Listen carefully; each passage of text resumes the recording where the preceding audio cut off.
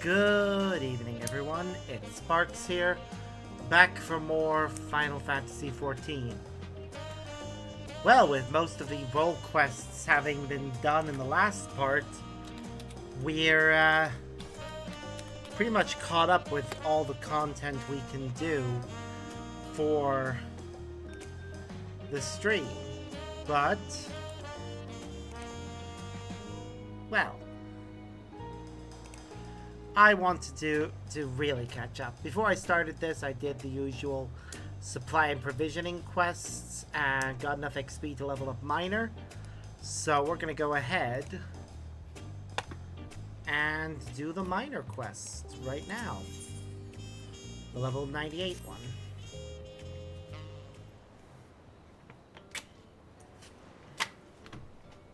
Welcome back to my apothecary, Sparks. I always appreciate you stopping by. We're busy as ever, as you can see. Although since last we met, Ovlo has been acting strangely.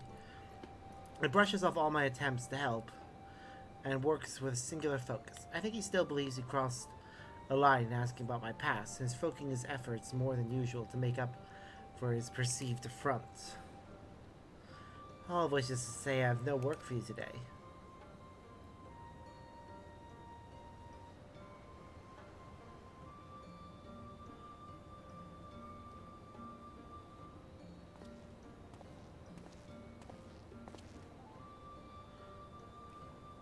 Well, if our tasks for the day are done, I think we should try to unravel the nature of these azure tears you found. I understand now.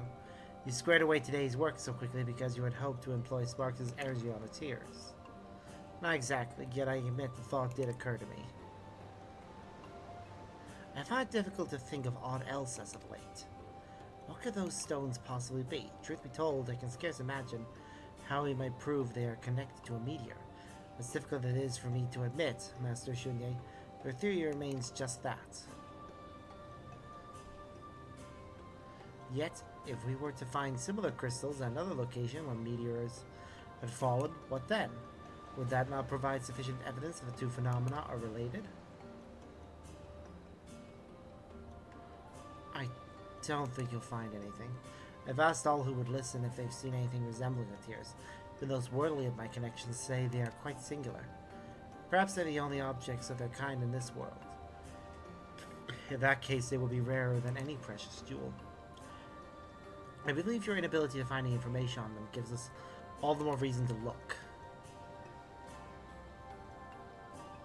Spark and I have yet to search for them after all, and you know our skill at finding the rarest of specimens.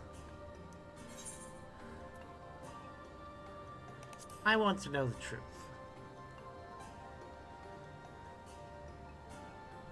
You too?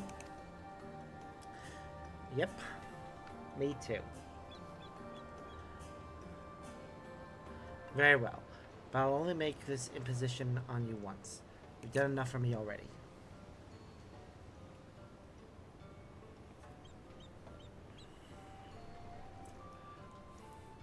Now, there are several locations in Thrall where meteorites have fallen in the past. Dago's crater is purported to be the largest by scholars who study such phenomena. However, over the years, nature has healed the scar left behind. Soil has accumulated and trees have taken root. Now the area is known as Yaktel. But I doubt a little earth and wood can deter you. Somewhere under all the wildlife, you may find material that has lain there since the meteors struck. If you find something that resembles the tears, then we may be able to solidify a theory of what transpired 50 years ago. We'll know they came from a meteorite at least. Well then, let us waste no time. Off to Yaktel we go.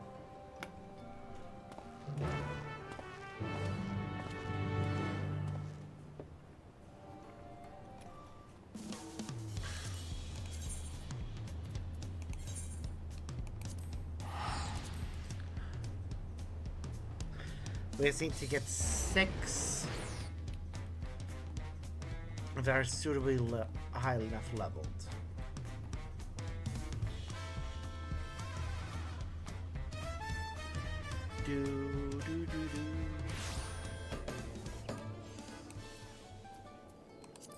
Hide long window. We just need to get 6 that are sufficiently leveled.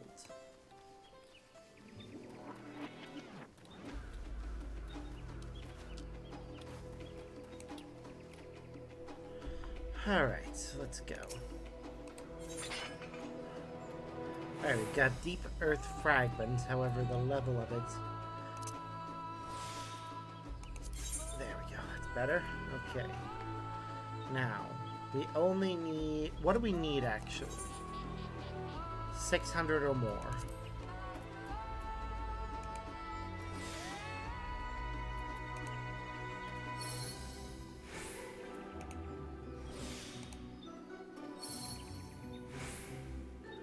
Alright. Now where's the thing that gives you additional gathering intent? There we go.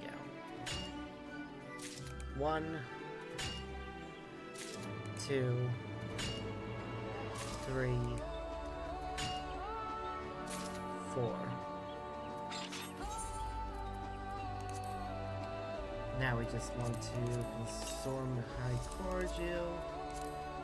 Use food that's take up inventory space.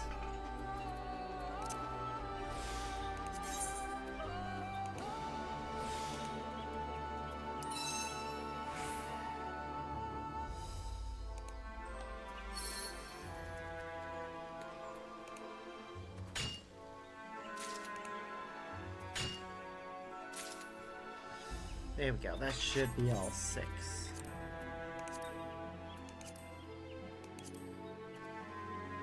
Yep.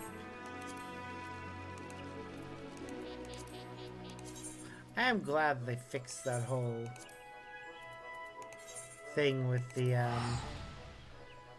only ever showing you the gathering, sorry, the delivery location. But allowing you to select gathering location as well, it makes it a lot better. Although that's only for this, for the quests in the newest expansion. Older content may still have the same problem.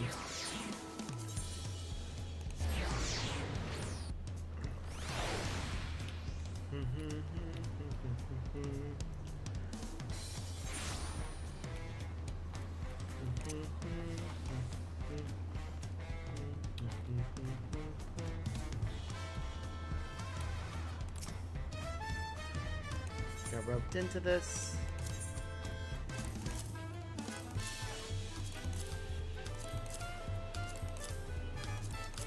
There we go.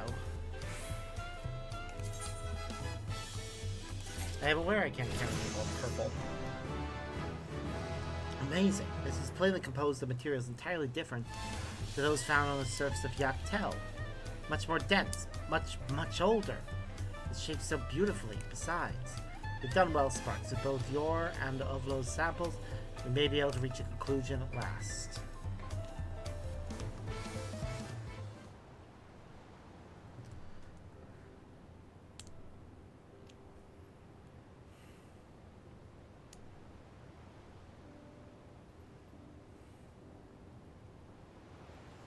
The conclusion should be, yes, it's definitely a meteorite sample.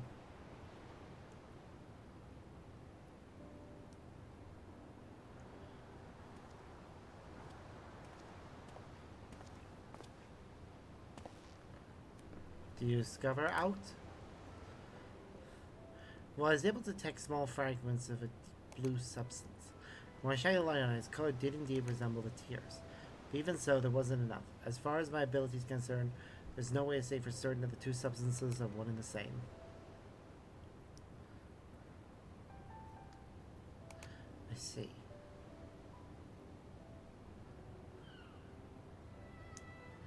Yeah, to admit a possibility they might be related. These are good tidings. We simply need to keep digging, and eventually we'll find a sample large enough to give us a definitive conclusion. I did not expect this journey to be finished after just one outing. I shall return to Dawntrail as many times as it takes. Why must you do this to yourself, Ovlo? You needn't feel obligated to help me resolve this personal matter. At the end of the day, it won't teach you any more about the Shatona. You are correct. I admit that digging deep into the soil is not a task that will help my people thrive. Yet hearing Oyapo speak with such affection about her family and seeing you suffer so deeply from the loss of your own, I came to a realization. Though we may call ourselves by different names, both of our peoples cherish family above all. If my village suffered the same fate as yours, I would not rest until I found the cause. I could not suffer to live with myself otherwise.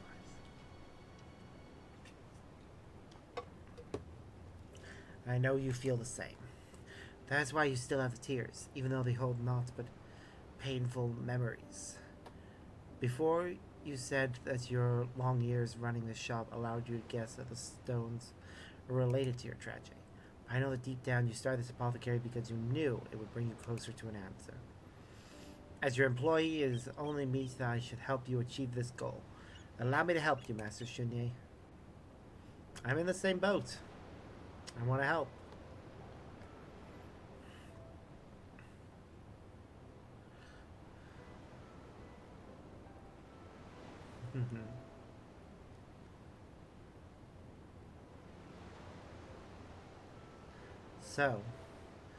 So reckless you are in your own journey, but so diligent in helping me along in mine. I hope you've at least managed to save a handful of coins since coming here.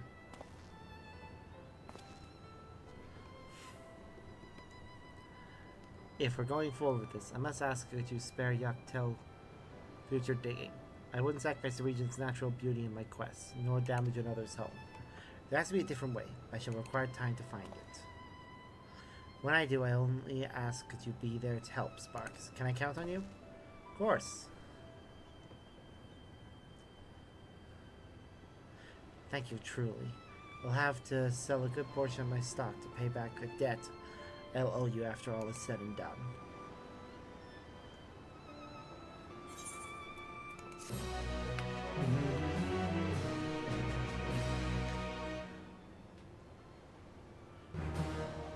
Glorious Gatherer.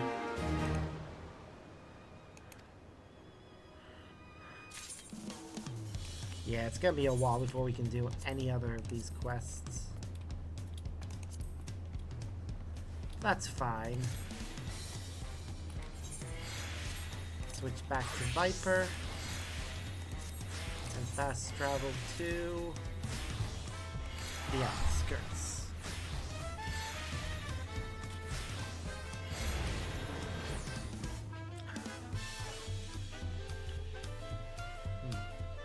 It is interesting this area is called Heritage Found.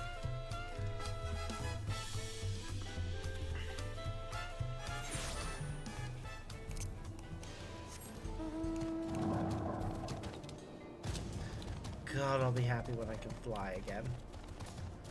I know I say that pretty much every time I find I'm in an area that I can't fly in. We've only got one area left after this one.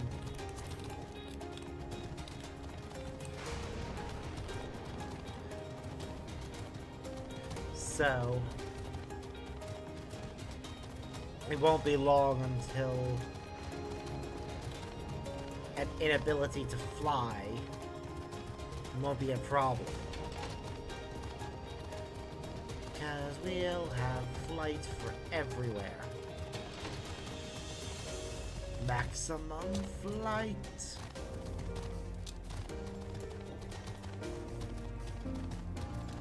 That way we can always have the high ground. Obi-Wan Kenobi will be proud.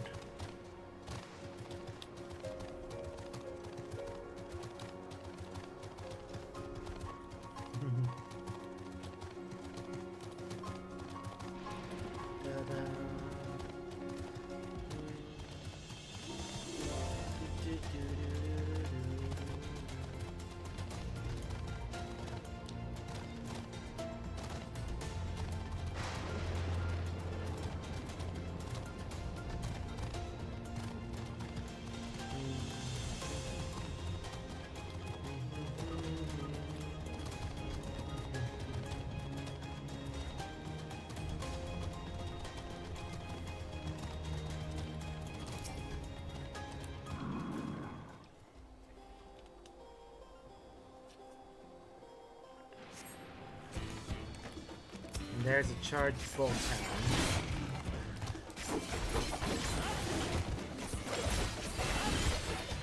Yes, I just noticed my chocobos.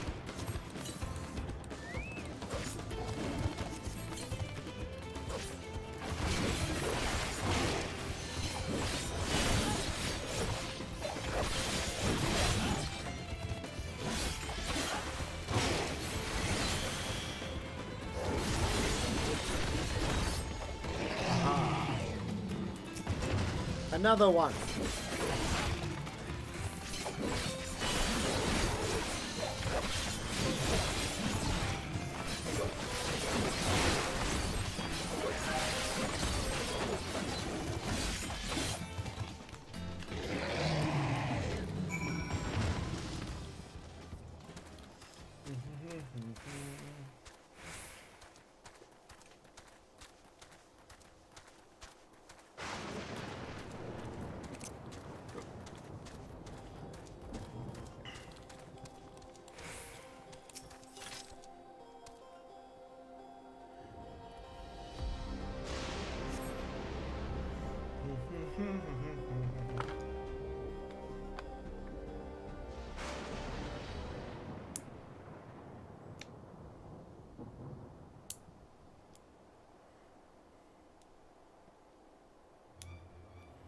Oh, something's going on over there.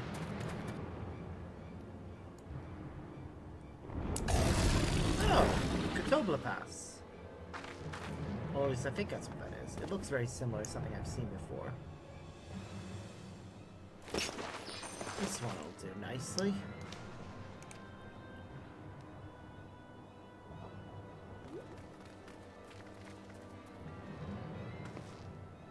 We'll help you. It's fine, really. I've faced worse. Just watch.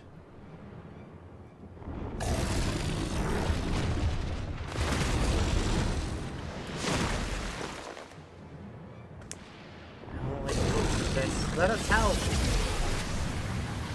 No. Look out. And she's dead. Give it a few seconds, though, and she'll be right back. 12 preserve. She needs healing.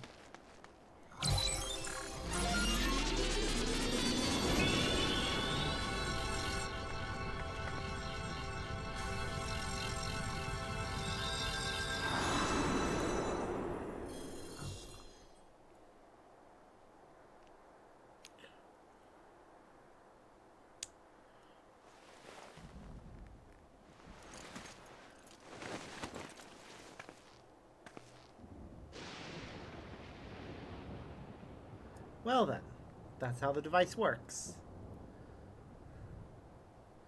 That was embarrassing. The bastard caught me off guard. Are you mad? Seriously, let us help. I told you not to worry. This will only take a moment.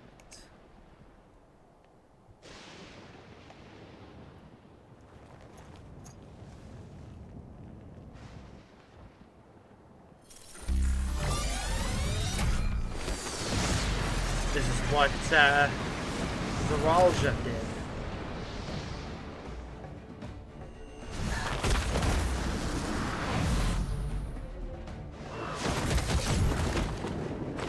Damn!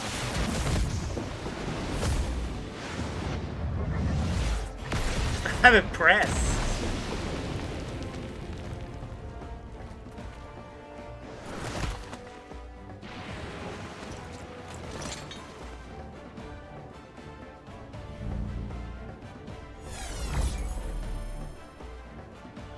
Well then, just like Viralja. Come on, let's get out of here. Yeah, you're gonna need to explain that to us. How does that work? Rage mode? That's also a function of the regulator?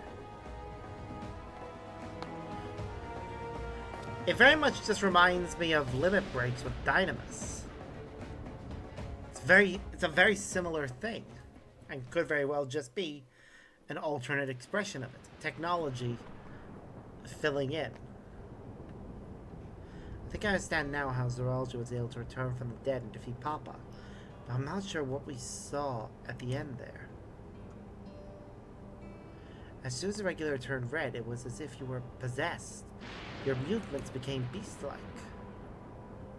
Now tell me, you empowered yourself with the soul of a beast. I'm reminded of the serpentine soldier we encountered at Vanguard who did the same. So you've crossed paths with one of the king's elite. Such a form can only be achieved from gorging yourself on souls. We could do the same in theory, but it's incredibly dangerous. Besides, it's not as if they allow hunters to carry that many souls to begin with.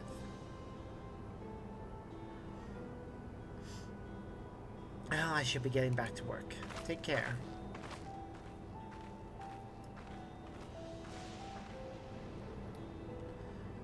And there you have it. Regulators can be loaded with two kinds of souls. Those of people and those of beasts. The souls of people can be used to grant the user preternatural strength. Naturally, they can also be used to ensure no one suffers an untimely death. And what about the souls of beasts? They work much in the same fashion, imbuing the strength of the chosen animal. If, for example, you use the soul of a wolf, he would grow more agile and feral, as you saw with Strika. Using several of the same type at once, however, would result in physical changes. Your teeth might become fangs, your nails claws, too many, and you'll become more beast than man. Changing one's forms through the soul of other beings. It's becoming more and more reminiscent of Void Sight. Yet, unlike the Void, where the cycle of death and rebirth is simply broken, souls here are forcibly taken before they might reach the ethereal sea. Different means to achieve similar ends. A cycle to which all within the dome are bound.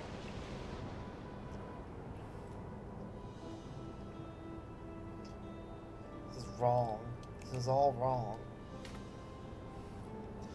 It is indeed hard to accept, being so far removed from our own beliefs. Perhaps more shocking is that the technology to achieve all this was developed hundreds of years ago. The civilizations in the reflections are surprising indeed.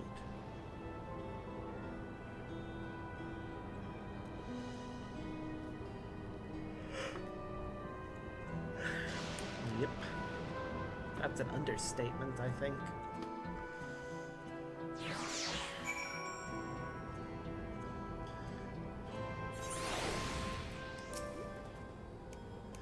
While we all have our thoughts on souls, for now the important thing is we know what power Zoralia has at his disposal.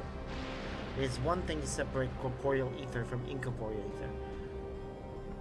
But to strip memories from the soul entirely is unprecedented technology. This is no longer only Tuliola's concern. With his newfound power, Zoralia has become a real threat to the entire world. Indeed, he has to be stopped, no matter the cost.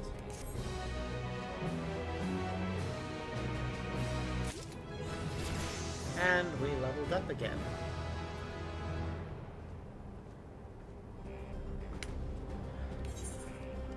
Wow, Viper's only one level away from maxing out. There's switch just to keep going. I trust you've gained an insight into the use of souls in Alexandria. It's shocking, I know. I was overwhelmed myself at first. I expect you'll find some time to digest it all. But for now, let's head back to Earth and Sky. At this rate... There's something I want to discuss with everyone. Let's take a moment before we head into the tunnel. Okay, I'm just gonna do some side quests first.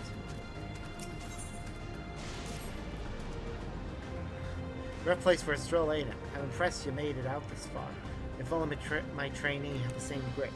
The plan was to go on a hunt together, but I haven't seen hide nor hair of her all day. I reckon the lightning's got her scared stiff. We're supposed to be here, so I'd rather not slip away if I can help it. Just swing through the outskirts and look for a fresh-faced hunter quaking in her boots.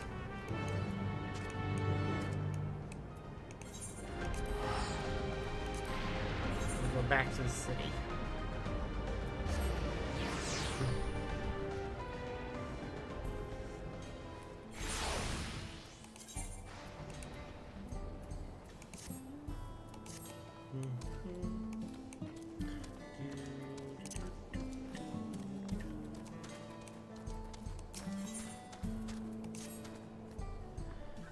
My, what a pleasant surprise. I hope you have been well since the appearance of this peculiar place. How'd you even get in here is a question. When first hearing the rumble of a stomach coming from within its dome, I mistook it for the roar of thunder, but sure enough there was indeed a poor soul in need of my assistance. Would that I could make myself seen to them. I can but assume it was fate that guided you here to see them given the help they need and deserve. Please follow me and I shall take you to them. Sure, I shall do that, but also... Pardon me, adventure, but might I trouble you to lend me your aid? I found myself in a rather troublesome predicament. Earlier today, we were sent a soldier and asked to test out its improved combat functionality. I asked the hunter to take it out on patrol, but not long afterwards I lost contact with them completely. No signal is weak out there. I can't help but worry something might have gone terribly wrong. Looks at you, you can handle your fair share of danger, yes? Could you go out to the Thunder Yards and see if you can find them for me? Sure, I can do that. However, I also have this quest. Oh, Shadow.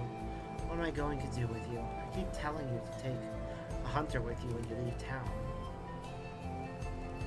Well, it isn't Her Majesty's guest. Did you enjoy your tour of East Halo? I was told you even helped set the water distribution system to rights. You could really use someone with your talents right about now. The woman in charge of that very farm just left for the wilderness without a bodyguard. Seems to me she's investigating something. But that's no reason to put yourself in danger. Last I heard, she was seen walking up the hill to the east of the farm. Could you go and make sure she's alright? Oh, what a relief. You're looking for a young Shatona by the name of Sheloki. And off you go, and thank you, dear.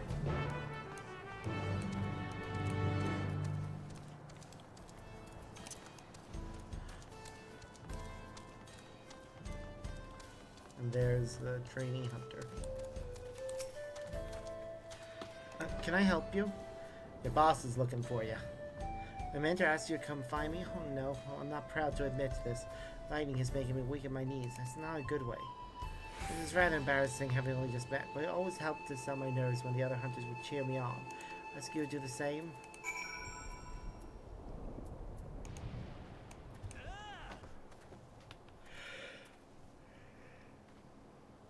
Thanks, that helps a little. I think I'm feeling brave enough to finally step foot out there. But if you should notice me starting to lose my nerves, I hope you'll be there to cheer me on again.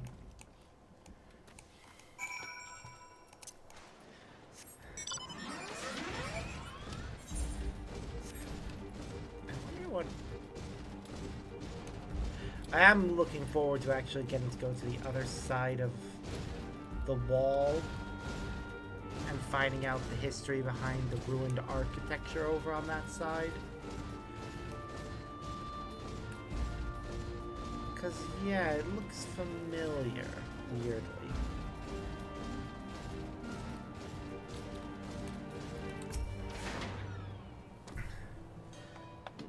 Try the vegetables from the outskirts, they said. Who could stand to eat this swill? I can't do it. I won't. A man of Everkeep deserves better than this. The perfectly manufactured rations of the production facility, full to bursting with nutrients, could easily work for days with little rest. But this, I'd sort of starve myself until my work is done. Rather sophisticated palate, it would seem. Perhaps if I take a generous helping of my kernels, apply a little heat, and... There, let's see what he thinks of my popped corn.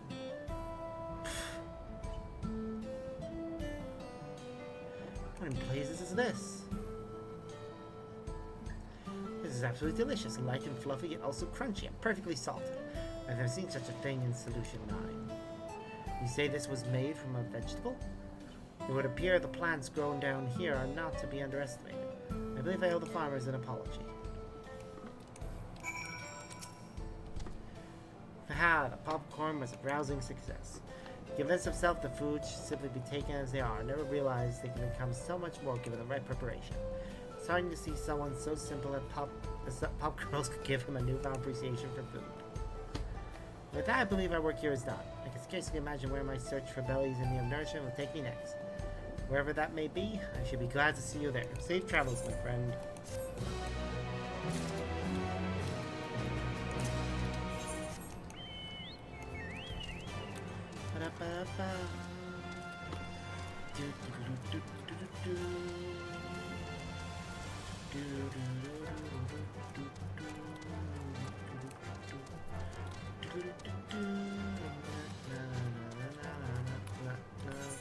My food is about to run out, might as well as refresh it.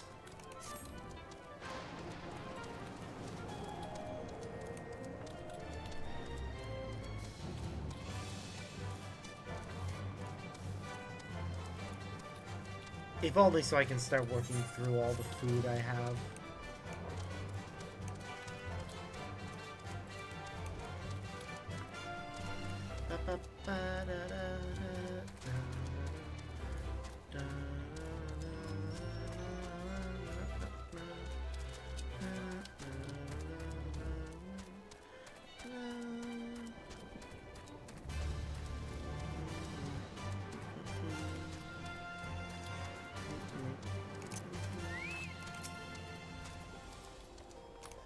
Go on, you can do it.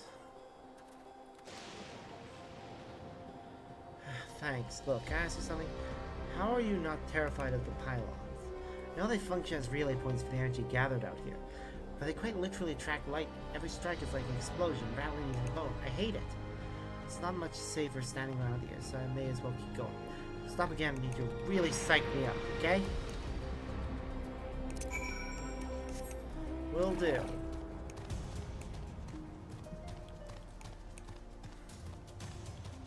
But first... Oh wait, no, we're gonna get to her before we get to anything else.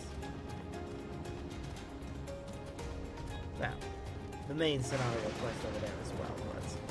Side quest first, then main scenario.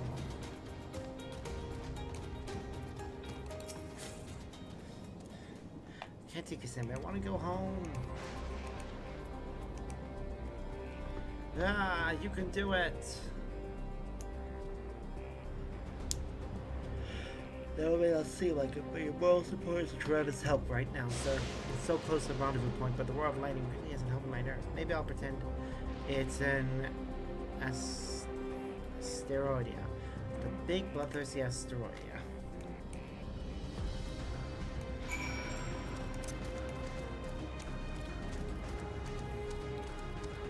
Whatever helps you get through it, dear. Alright, I see somebody over under attack over there. You can see the aura of malice.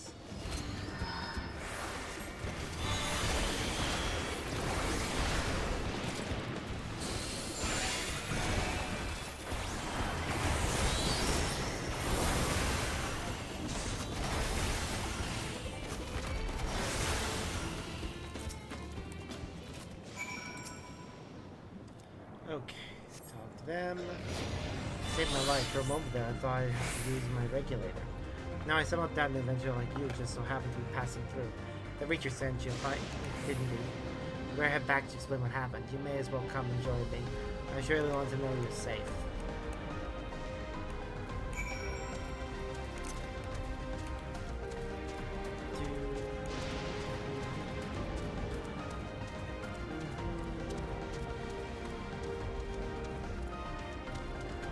Really? Under another person under attack?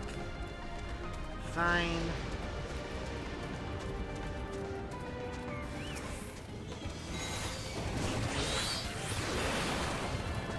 Go, Garuda!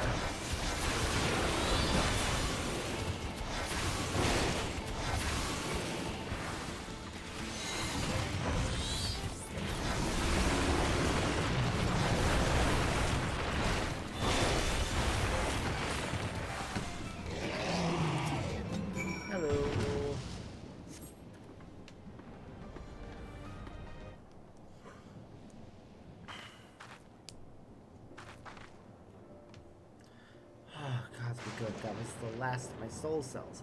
Could have really died there. Thanks for your help, by the way. So, what brings you out here to the middle of nowhere? A friend of yours was looking for you. Auntie Naquette, Auntie sent you after me? That makes two people who just saved my life then. Would you mind coming with me to see her? I want her to know I'm safe and grateful besides.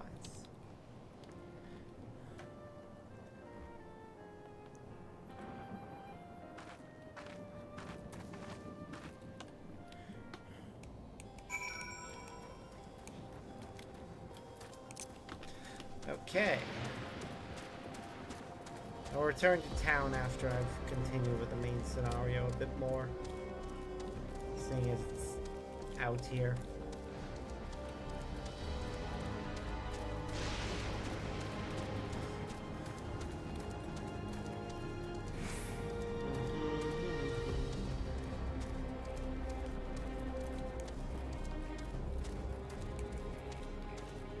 Why am I walking again?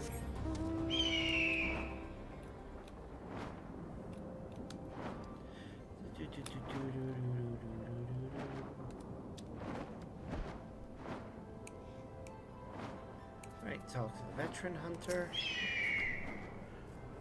My training here told me the whole story. You have proper fire in her belly, eh? To her credit, she did well on the hunter's exam. I reckon she's got promise. Like she's the only one who's nervous about the lightning anyhow. Besides, your words of encouragement seem to have struck a chord with her, so I have faith she'll overcome it in time. If you'll excuse us, we've got some monsters to hunt. Take care.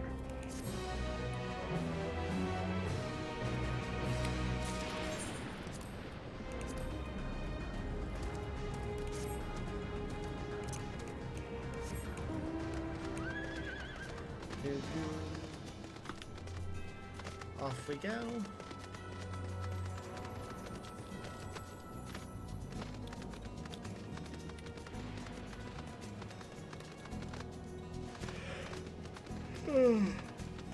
Ugh.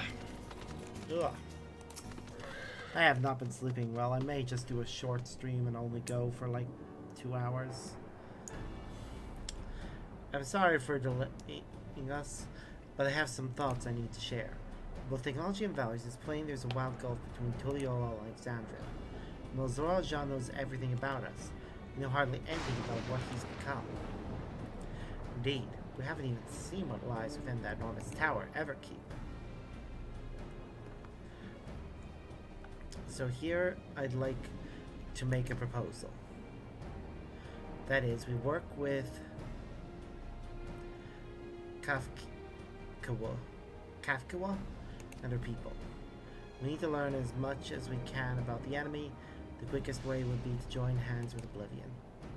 We've only just met them, I know, and we shouldn't be too quick to trust. The fact remains that they share our desire to stop Zoraal. Sphene, too, claims to be at odds with the King of Resolve. May I ask why you would cooperate with Oblivion instead? It's simple, really. Their leader is Erenville's mother. Meanwhile, wherever Sphene may feel, she's a ruler of this nation. There's a greater risk in working with her, and less reason to take her at her word. Fair point, and knowing Zoraal, we must assume that his arrangement with Sphene was not made without some consideration. All I know is that it would be heartening to have allies in a strange realm. I think everyone would agree that any help we can get would be welcome. Hold on, there's no guarantee that it's actually my mother behind the machine. Without seeing her in the flesh, we can't rule out the possibility of a ploy. If it turns out to be a trap, we endanger not only ourselves, but everyone in Tuliolo. As you say, we have no proof. But I make my proposal in full awareness of this. Whether we're going to war or striving for peace, we need to learn as much as we can. Otherwise, we can't hope to do anything meaningful. As it stands, we know too little about this realm. We need to remedy that. We need to study an enemy, and when the time comes, strike down Zoraal for good. What's more, I trust you, Erenville. You've always had great instincts, honed from your time training under your mother. What if I'm wrong? What if sentiment is clouding my judgment?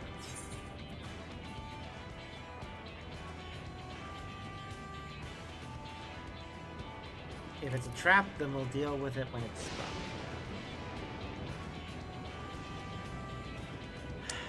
That's always the way of it with you.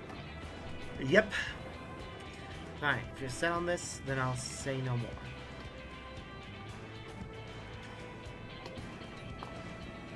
And then it's settled. Let's head inside Sakura, sell some new allies.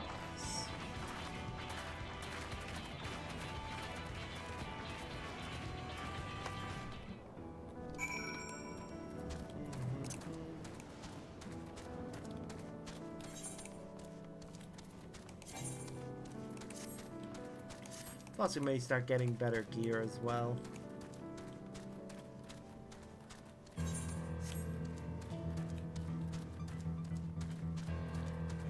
To the Sky Hideout.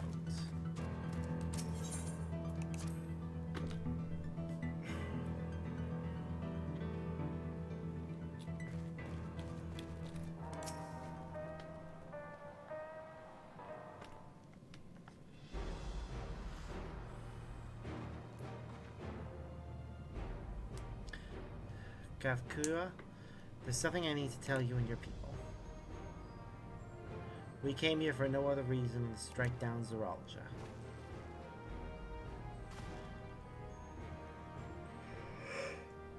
But I thought he was your brother. Do you really mean to kill your own kin? My kin invaded our nation and murdered our people. As vow of resolve, it falls to me to bring him to account. I never do what I must, and I won't hesitate when the time comes. He murdered her.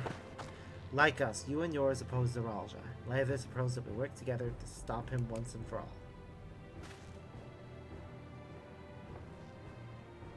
I love the little robot. I realize that this is sudden. It's a gamble to trust someone you've only just met. But I would trust in the conviction of anyone who shares my goal. So fight with me, I beg you.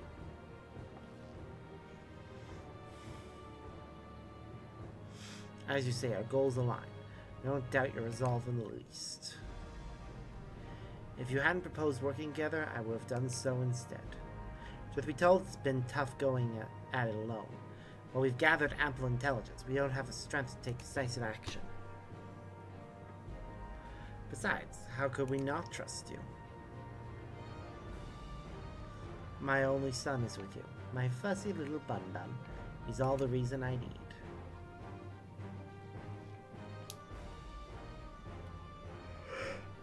The two behind him look like twins. Just with and they just have different haircuts. That's aside. Here's to a fruitful collaboration.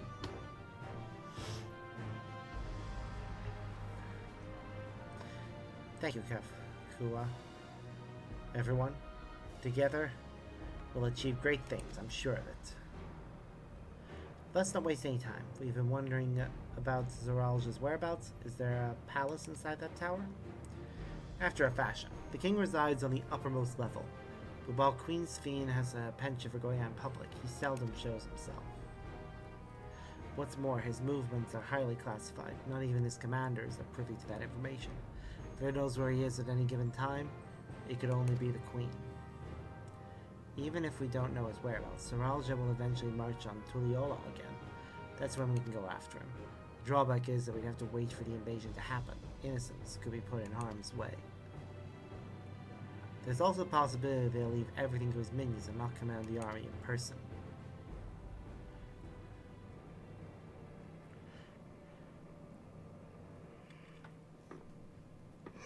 No, he'll take the field.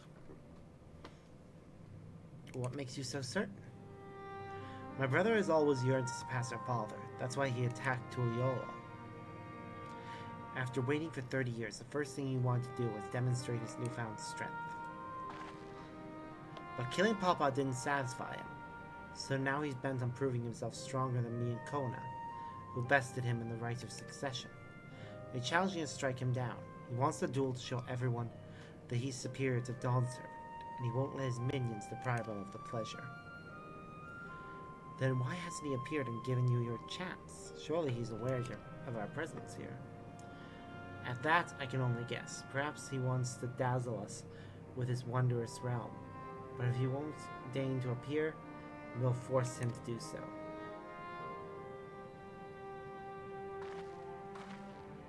Even as we gather intelligence, we make no move to attack him. Show absolutely no interest in confrontation. Knowing him, he'll tire of waiting and turn his attention to Kona instead. Attack Tuliolo again, like he said he would. I see. If you believe this is the best approach, then we have no objections.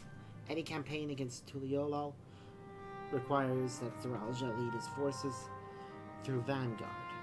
We'll have lookouts keep an eye on it day and night. Such a strategy is certainly viable.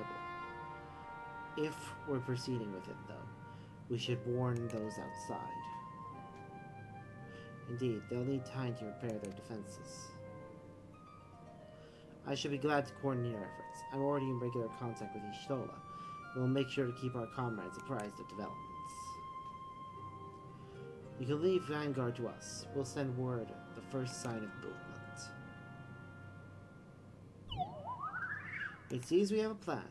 While we wait for Zeralja to move, you do well to prepare for battle. It begins with familiarizing yourself with the technology that empowers him. To that end, I'll show you to Oblivion's main headquarters. Oh, I thought this place was it. You'll be impressed to know that we're located right inside that tower, in the residential district of Solution 9. Hiding a tree in the forest, as it were. The only question is how to get you through the checkpoint. Ah, about that. Sphene said that she'd make it so we could enter without issue. She did? Curious. She's not supposed to have such authority over the sentries. If I recall correctly, her words were that she would register us as guests. I see. Perhaps we're in the clear. Perhaps. When you're ready, come and meet me at the tower entrance.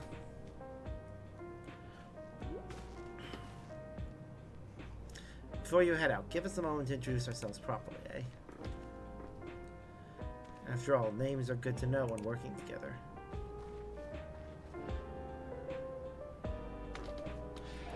Yeah, they are.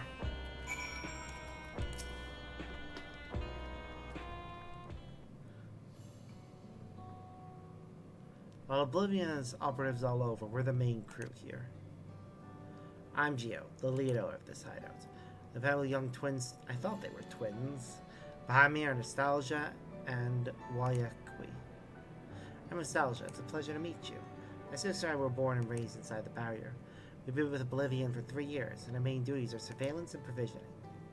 Twins, eh? That explains the resemblance. Wayakwi is a Tanawatan name, unless I'm mistaken. That's right, our mother is Tuliolo and our father is Alexandrian. They wanted to honor both cultures. They're beautiful names. Thank you. I have no memories of my mother. I like to think I carry a part of her with me. So what made you decide to join Oblivion?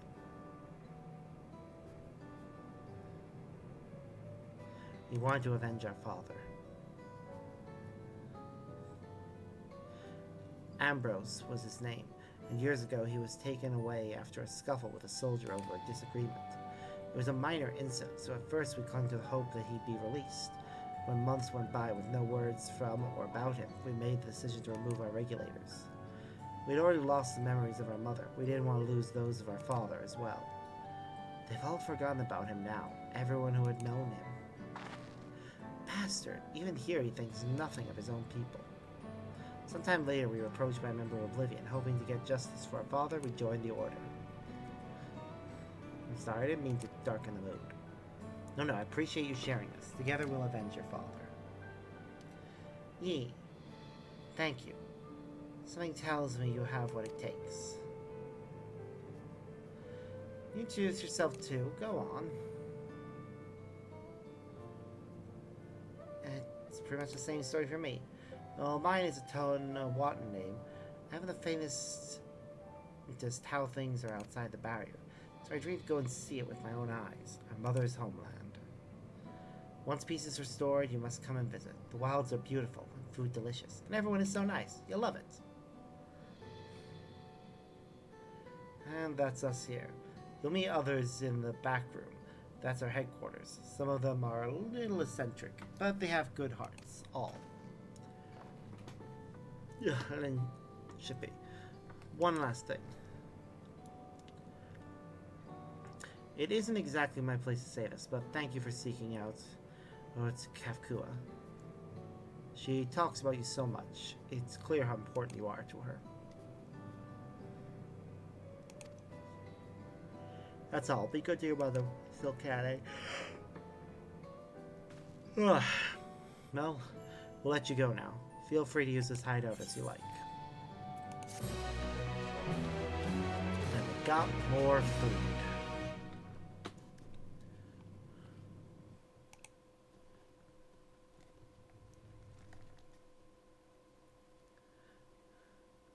Meanwhile, in Everkeep,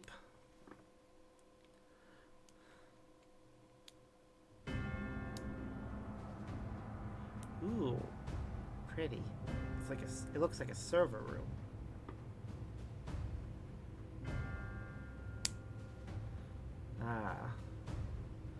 Time for some. You've been consulting with Wook Lamont.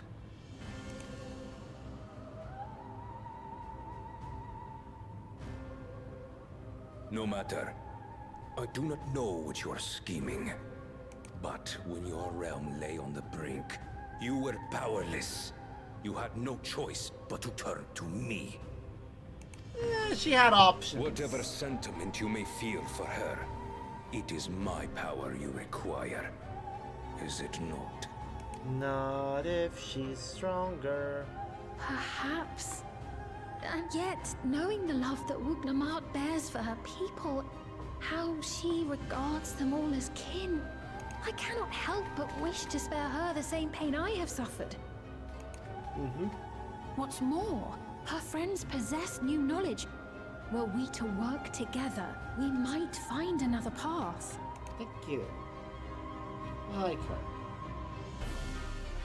She's interesting. I If know suspicious. you're loath to consider it, but is there no hope for peace with Tuliolo? What we've already done may be unforgivable, but it needn't continue. You needn't kill your brother and sister. I slew my only flesh and blood. Yet you attempt to sway me with an appeal to family. The memory of my father's final moments still fills me with disappointment. Age came for him before I did. For long years, I sought to prove the miracle. And weak as he was, defeating him achieved nothing. To kill them is my only recourse. Wook Lamont and Kona, who bested him as he was in his prime. That was mostly me doing the work there, but still. They are still your siblings, even if not by blood. That such bonds should mean so little to you. He's despicable. I am bound to no one. Serve none save myself. I made that clear when first you spoke to me in the Golden City. Remember, I can easily kill your beloved family. If you would protect them, cast aside any foolish notions. Your wisdom and abilities are valuable insofar as our goals align. So think well before you act, Queen of Reason. Oof.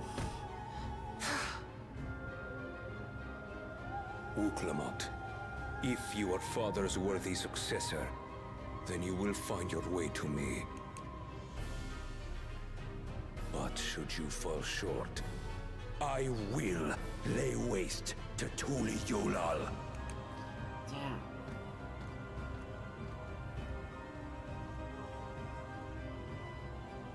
What now? Her TR is apparently a special regulator, at least according to what some of the others have indicated.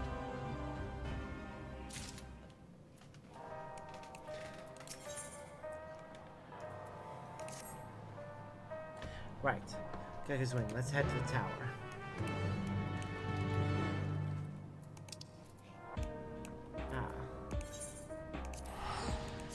I'm just gonna go into a be right back for a moment because I put the heating on in an effort to try and get some laundry I need for tomorrow down and dry. But now it's getting too warm in the house. Turn off the heating so that I can cool down a bit before I head to bed. Right here. I'm getting a bit thirsty. Yay for the ability to still be able to talk to you guys when I'm going to be right back. Purely for the fact that I'm just going over to the kitchen. Okay.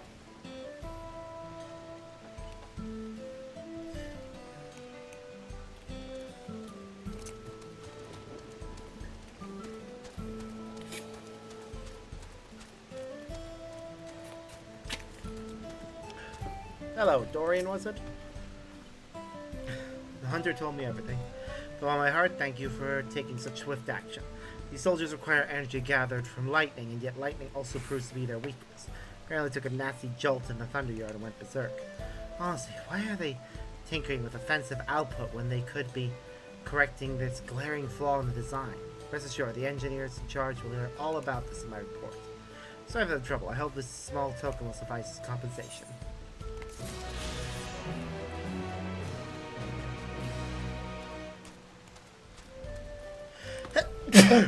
Ugh. Oh, that hurts.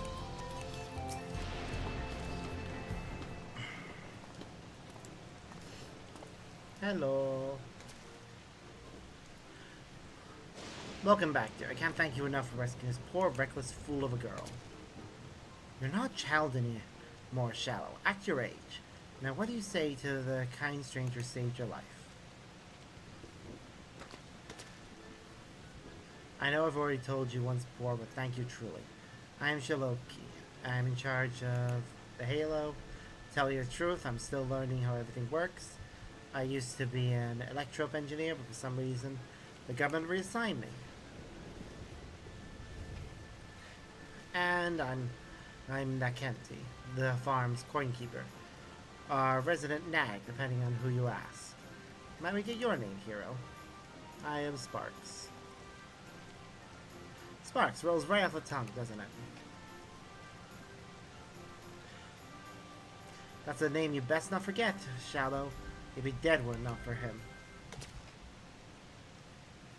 Now, why in the world would you leave the safety of the outskirts all by yourself? You've been acting so strangely lately. It's clear you're hiding something. So what is it? She's wearing the gathering gear from level 90. Really is no getting anything past you, is there? Fine, I'll explain. But you have to promise to keep it a secret for now, alright? The truth is, I noticed that the farm's harvests have been shrinking year over year. I can't for the life of me figure out why. The staff are all doing great work, and as a former engineer, I can say for certain that the equipment is all in proper working order. I even checked the pylons, and the readout was totally normal. But now there's a problem. The longer we wait, the worse it will get. In a few years, the crops may stop growing entirely. Something has to be done.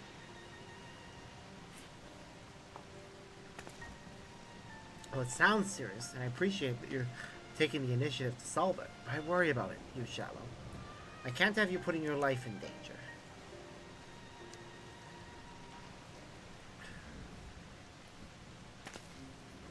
Sparks, would you be willing to help her look into the matter?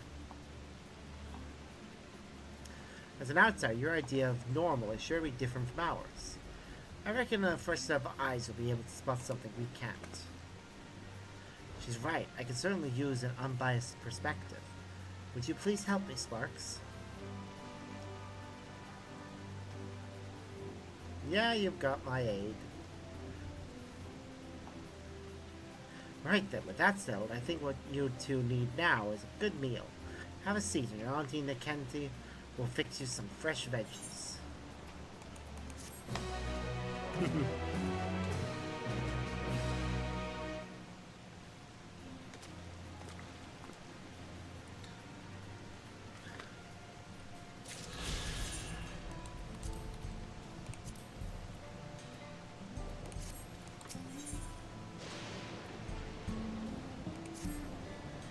Alright, Sparks, time to get started. Well, I suppose I've already started, but you know what I mean. First things first, we should have you take a look at the fields and see if you can spot anything that strikes you as unusual.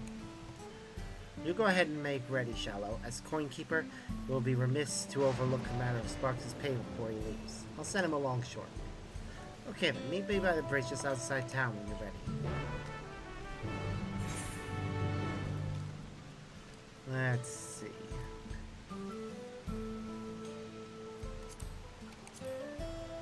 Fruit and alloy jelly. Doesn't sound the nicest, but eh. Forgive me, Sparks, I was entirely honest just now. You will, of course, be paid for your service, but there's something else I want to discuss. Personal favor asked of you. It concerns Shallow. She was born after the land's fusion, you see, and her parents, well, none of us can remember them. Townsfolk have all done their best to look after her, but I suspect she may struggle with things she doesn't feel she can talk to us about, or reassigned by the government, for instance. For an outsider like you, however, I suspect she may be willing to open up. Perhaps you can find a quiet moment during the investigation to talk to her. Thank you, Sparks. Your help is much appreciated. On both counts, of course. Now roll on. Don't forget, you're to meet up with her at the Southern Bridge.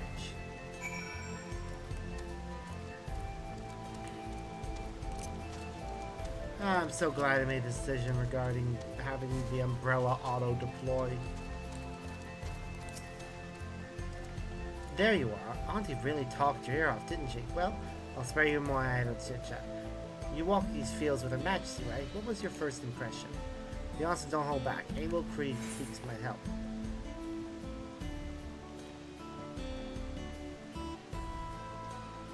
First impression? It's so dreary. Oh, I didn't realize that was an issue. But now that I think of it, this place used to get a lot more sunlight in the past.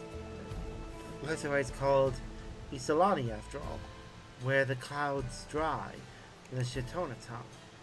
It's only thanks to electro technology that the farm has survived this long. Think of those pillars at the center of each field. They are a true godsend, converting lightning energy into not just water, but also fire to stave off the cold and earth to replenish the soil. They were the first thing I thought to check, but they're perfectly functional. So you have a point.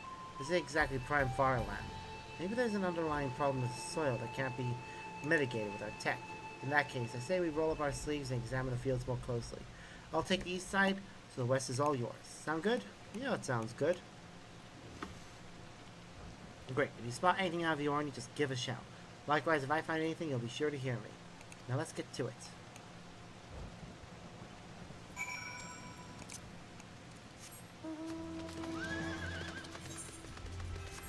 It is definitely going to be a problem of the soil quality.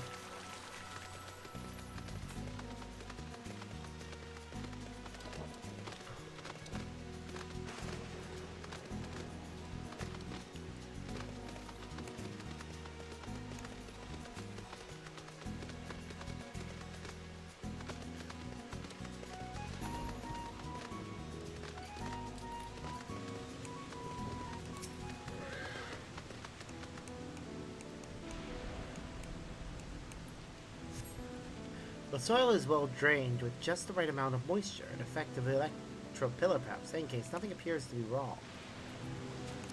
Huh.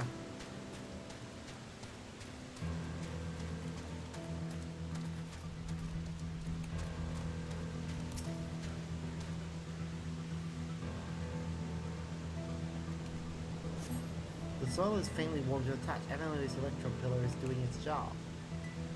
If you listen carefully, you can make out a muffled crackling sound from underground. Cherokee will want to hear about this.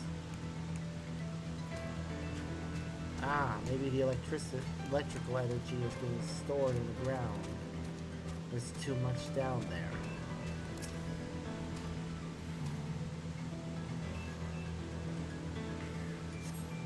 The soil is nice and crumbly, owing not just to the electro-pillar, but a decade makings of the farm hands here. There's no glaring issues that you can spot. As you've investigated the fields, strange cracking sound.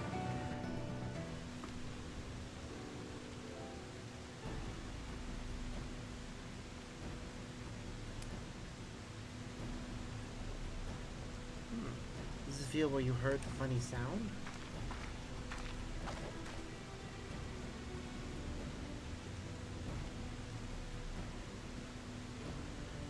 Yopi, there it is. It sounds to me as though it's coming from deep underground. Nice you caught it with those little ears of yours. Hey! My ears aren't little.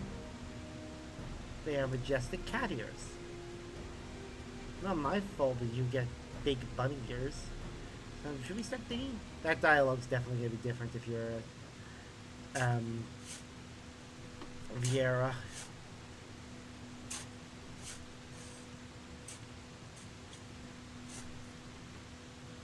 You know, this soil feels a little too warm. What does that smell? Mushrooms?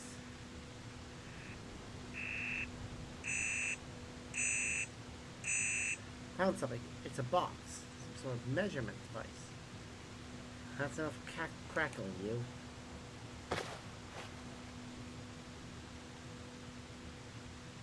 Let's see what's inside the box. Papers. Someone's report. It looks like it's written here. To Shaloki from Yuppie. Concerns about toxic exo-ray infestation. Yuppie. The Yuppie? How does the farm's founder know my name?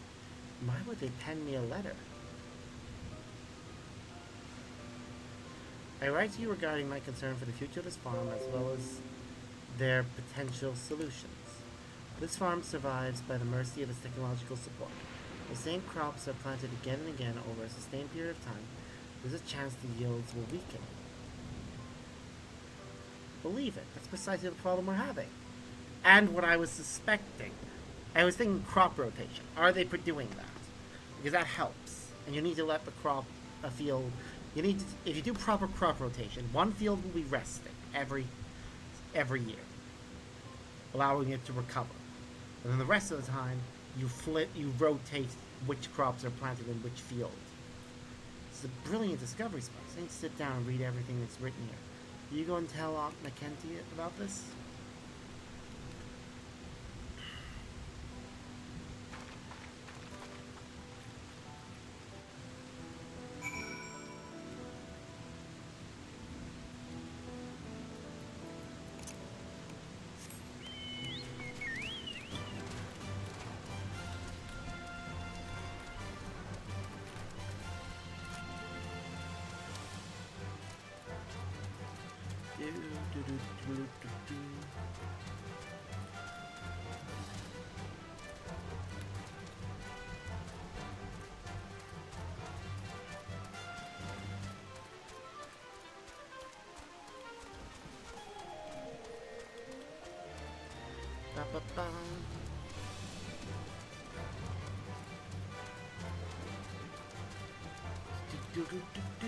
I'm so happy right now that I'm gonna be able to finish this.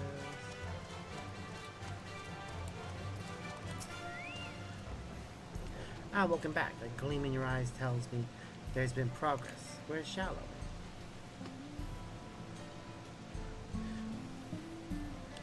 A letter with her name on it, buried in a box in the fields. Her eyes must be glued to the pages even now. I wish I got a few more details, but those memories must have been taken to the cloud. I'm sure it must seem very strange to you that we forget the dead. We struggled to come to terms with it at first. But we all came to the same conclusion. For the trolley systems to make a life for ourselves out here, we would have to wear the regulators. All of us, even baby Shallow. Anyway, what matters is that you've managed to find a lead. Carry on with the investigation, dear. Do let me know how it goes.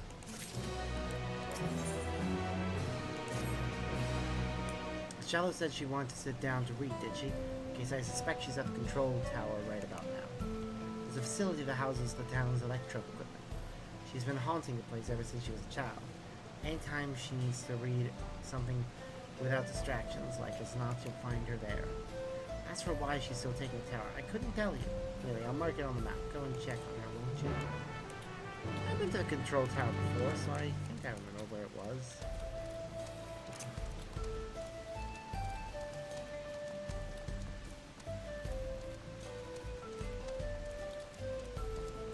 All the marks that you put on maps must be like magic or removed or put on with something that's easily removable. This sparks perfect timing actually. I just finished reading over the report. Turns out Iope was a Shatona woman. Apparently she's also We'll get to that later. Your mother? Most likely. More importantly, this report details the major problems she foresaw impacting the farm decades down the line. Please say right about now. It says here she buried this microbial colony counter with her findings, so the moment this particular problem started to manifest in the fields, the alarm would sound and draw someone's attention. I want to ask, have you ever been to Isurani Station? The report suggests a solution for our problem that requires a special device she apparently left all the way over at the station. Before you say anything, don't worry. I won't be running headfirst into danger on my own again. So, of course, you would accompany me there. Yeah, I can do that. Thanks, Sparks. Make whatever preparations you need, then meet me at the Halo. I'll be waiting.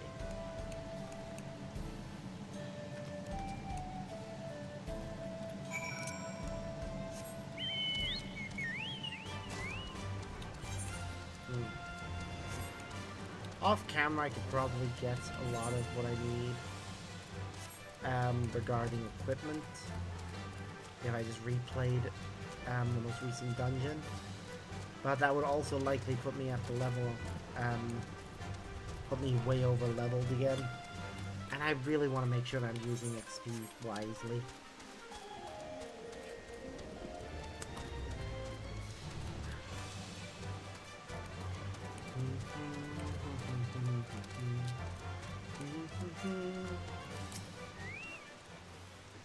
All set, excellent. So about the problem with the farm. According to the report, the cause of the declining harvest is an infestation of exorays, a type of toxic slime mold. With the electro pillars fertilizing the soil, everything in the ground stands to benefit, good or bad. That's why the farmhands weed the fields so aggressively. But by hiding out of sight under the topsoil, the exorays have had free reign to draw vital nutrients away from the crops. The more they multiply, the smaller our yields. In short, if we're to save the crops, we'll need to exterminate the exorays. To do that, we'll need a device that's stored at the station. You with me? Yeah, that all makes sense.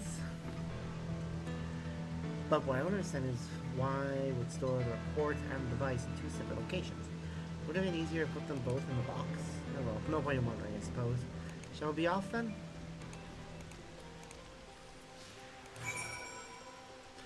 Oh, there's a lot of talking points along the way. Ah! No!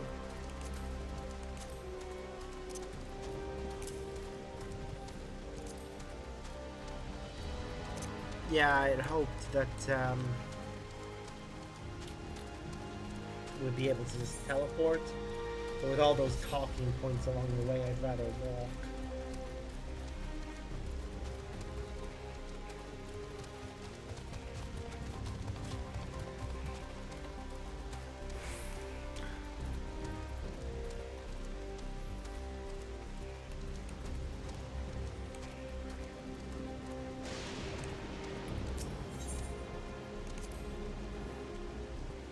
Here are at Tesh Piano, where the stones howl. The epic report claims that both she and Auntie Mackenzie used to live here. Then the land changed so drastically, the entire village was all but flung into danger. That's when Queen Sven turned up. After some discussion, it was decided that the villagers would take refuge in Everkeep. And most were content to stay there. Some grew to miss the feel of nature being different, so they decided to resettle in the outskirts. Auntie and the others could be living the high life in Solution 9 right now, if they want, but instead they remain loyal to the land. That this old town means the world to me, Sparks. I originally took on the role of engineer so I could help make life easier for everyone. If I'm going to be responsible for farms, it's up to me to solve its problems, whatever they may be. Station's coming up now, just over the hills to the southeast. I'm not in any hurry to cross the finish line, though. Solon State wins the race just as well. Yep, I'm going to visit a bunch more stops.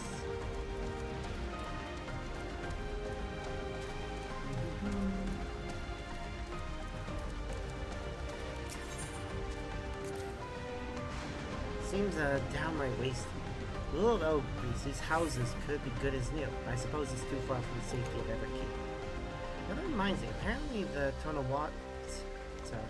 Chitona used to be sworn enemies. Can you believe it? And then some King Gulo something or other mended the rift between the two peoples, and they came to share the land peacefully. This all happened before Auntie was born, so who knows how many decades ago that was.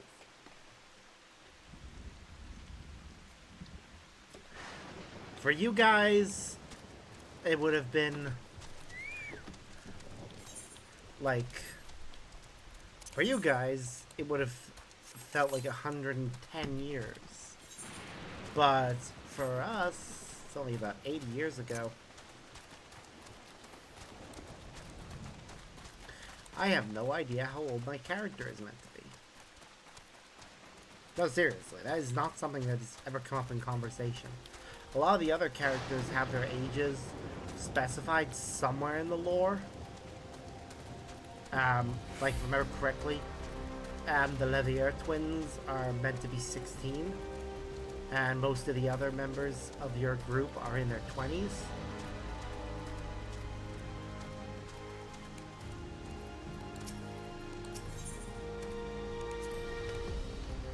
You've come quite a ways now. Look at the view of Everkeep. When I was little, I attended school there with the other kids from the outskirts. That's where I learned all I needed to work as an electrical engineer. The company wrote in a report that she once took those same classes. A set of mysterious machines were a new frontier she couldn't help but want to explore. Then she used the knowledge she gained from her formal education to build up the Halo. Curious as she was about technology, it seems nature was her true passion.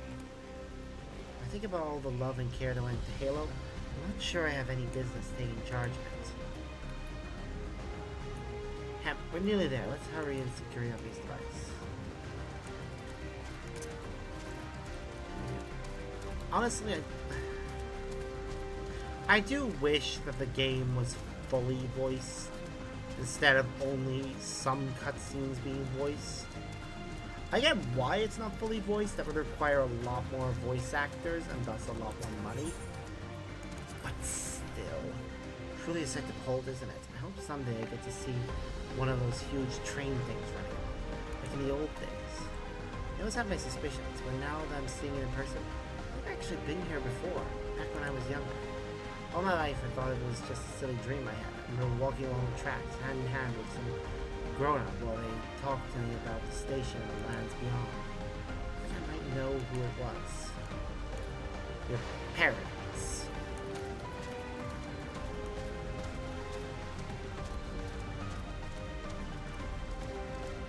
The memory of whom you have, the memories of them having been erased. Which is why it's such a bad concept, really, especially if their name is in the name of something. Here at Isiluni Station. Quite the trek, eh? Before the land fused, people flocked here in droves. But these days, well, no need to state the obvious, I suppose. Now, to retrieve the obvious device, I think she said it was in this building here.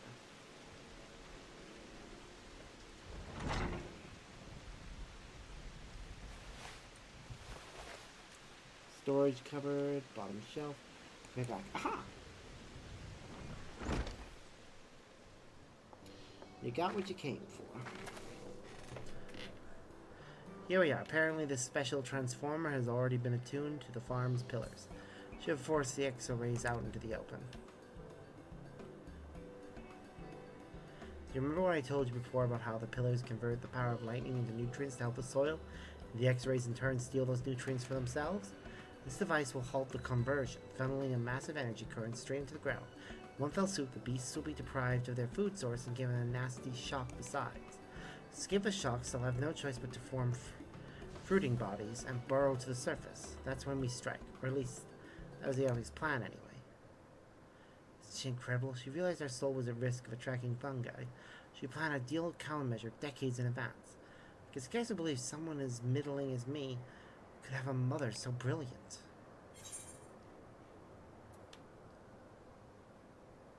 How long have you known?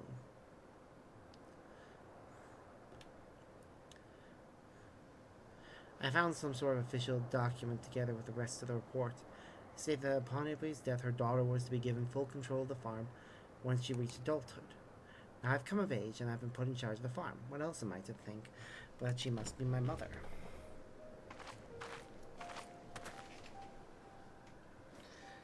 Feels like something from Storybook, the tale of a humble villager who was in truth a descendant of a great hero. Ripley has no work of fiction. She was real and she walked these lands just as I do now. When I was first reassigned to Yevi's Halo, I thought there must have been some mistake. Why me, when there were surely countless others more capable? I still haven't found my answer yet. But if one thing's for certain, it's this. I won't let her legacy wither and die on my watch. Yee. At least now we've got a tentative solution for the farm's X-ray investigation. Let's head back to the outskirts instead of putting up his plan into motion.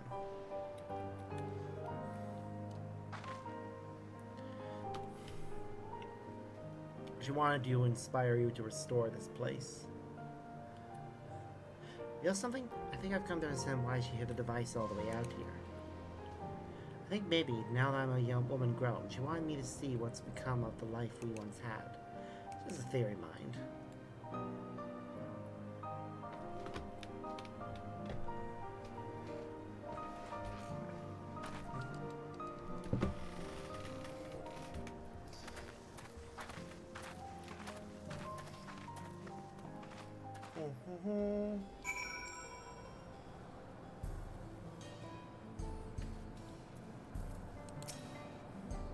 After that long walk, I'm sure you must be tired as I am. We'll enact our extermination plan soon enough, but for now, let's both take a moment to rest. Oh, and thanks for walking with me. I'll see you when you get back.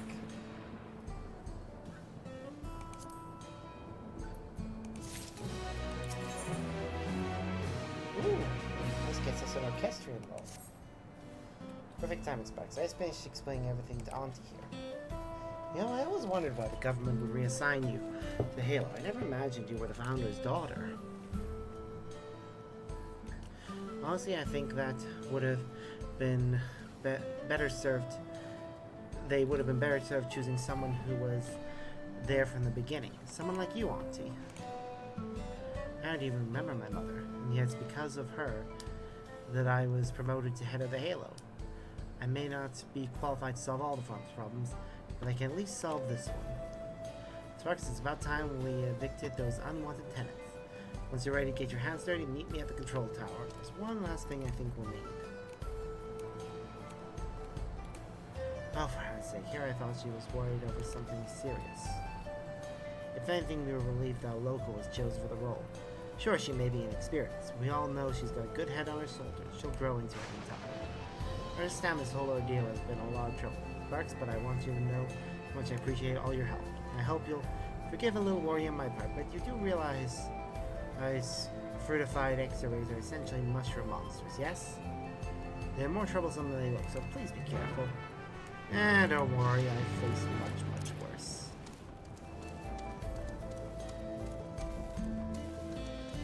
Like, honestly, the dangers of this expansion don't feel as terrifying when you think about what we faced before. There you are. You ready, Sparks? As soon as I integrate this transformer into the control tower circuitry, those electro pillars are going to send lightning straight into the ground. Your job is to survey the eastern and western fields and stamp out any fungal fiends that sprout up. Take this care and wait my signal. Our plan begins as soon as you get into position at the farm. Yeah.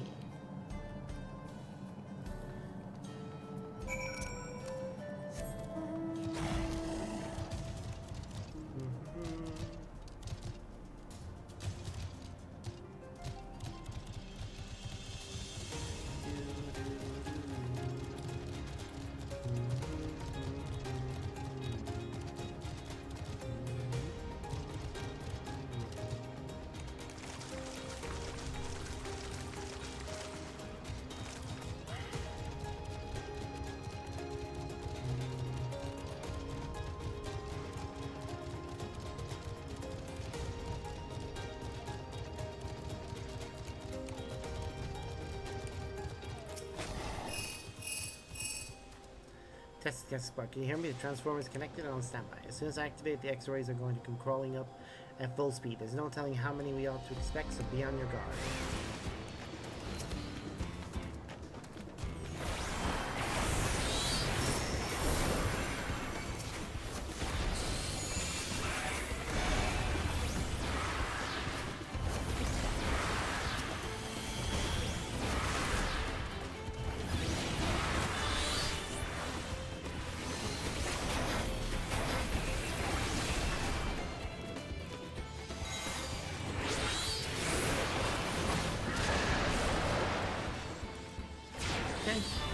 them?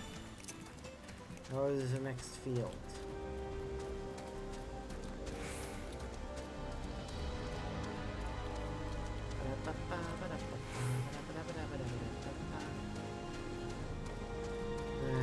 Brutus charges are gonna run out before we can activate the next thing.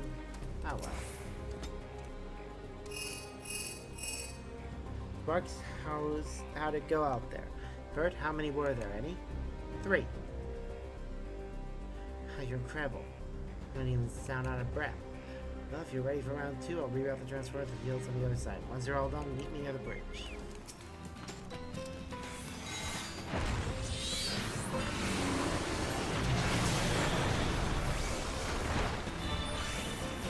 Oops.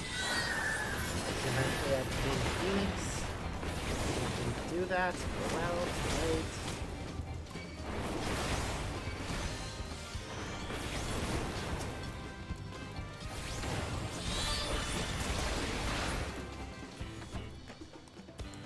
We're done.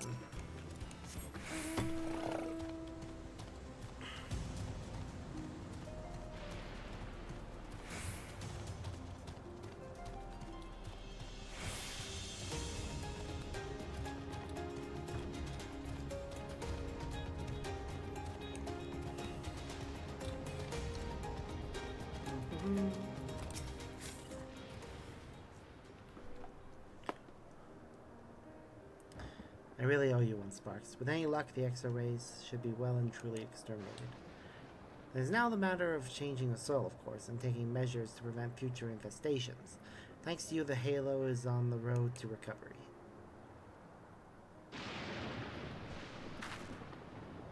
Shallow, dear, do you still have misgivings about your reassignment?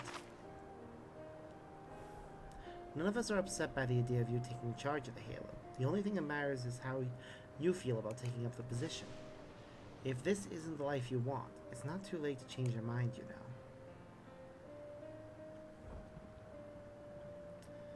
Thanks, Auntie, but I think I'll be just fine. It's always been my dream to give back to the community that raised me. When I see it, I've just been given a more direct opportunity to do so. I only needed a little time to come to terms with it, that's all. When I was walking to Isolani's station with Sparks, I remembered that I used to make the same trip with someone else. Isabelle, probably. I think she used to tell me stories of her homeland. She built this farm so that our people could survive in the outskirts. I don't think that was ever her dream. Deep down, I think what she wanted more than anything was to rebuild Teshpiani and the station. That's a dream I'd like to see realized, and it can't be done if I'm content to stay here in the outskirts. I don't know for sure what my next steps will be, but I have a lot of ideas.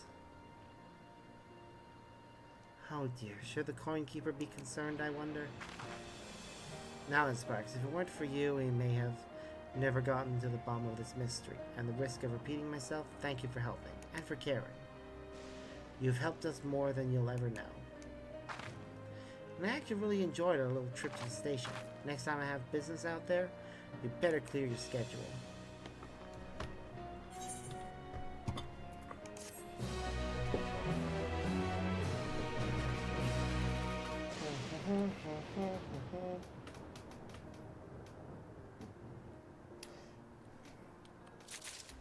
Okay, I am now thinking that it is very likely that one of the future Allied Society quest lines will involve restoring Shaloni Station. It just feels like the most appropriate thing for them to do.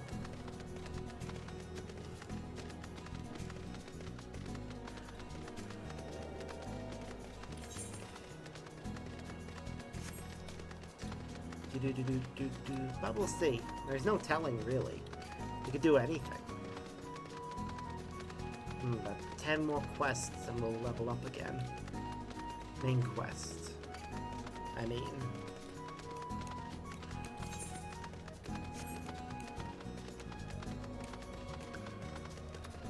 Well, that's the Everkeep, alright.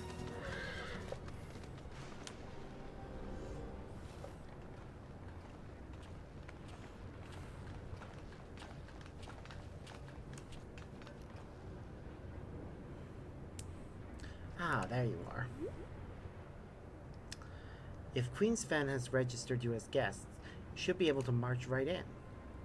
And if she hasn't, then you may have a swarm of Zeralja's minions to deal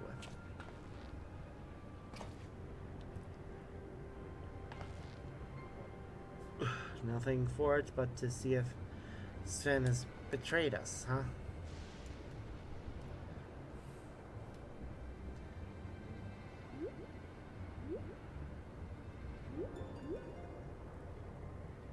Thank you for digital servants, friends. My companions and I would like to pass, if you'd be so kind. Outrunner guide unit identified. Registration number verified. 6 accompanying civilians identified. Verifying credentials.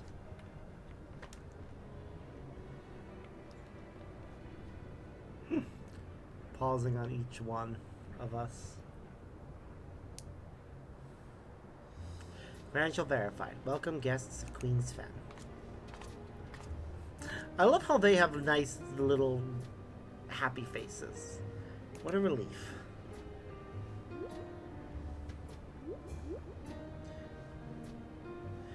There you have it. It seems the Queen was true to her word. Follow me, everyone. Solution 9 awaits. Indeed it does. I think we're about to enter the actual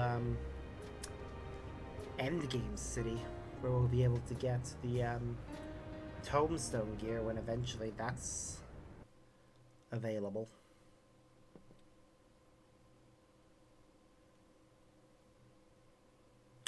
But I guess we'll see.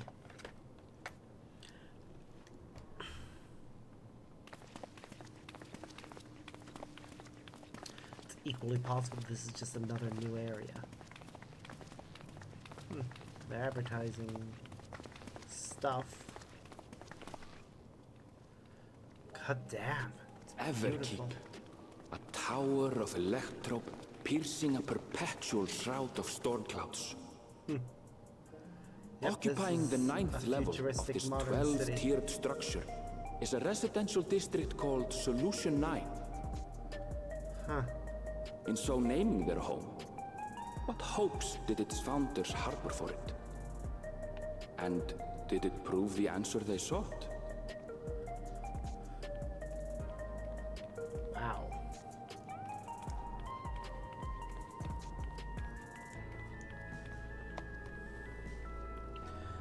It's gorgeous.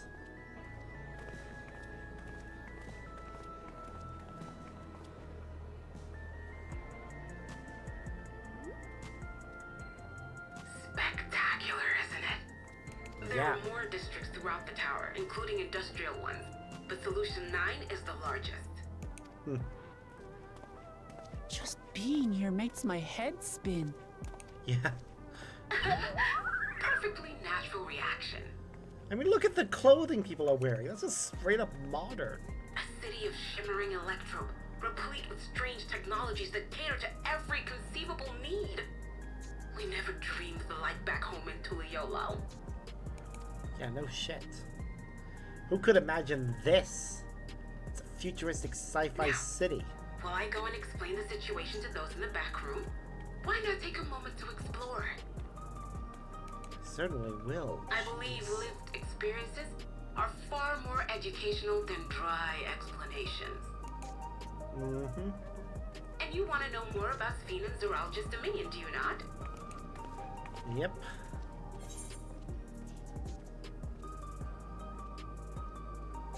You had me at explore.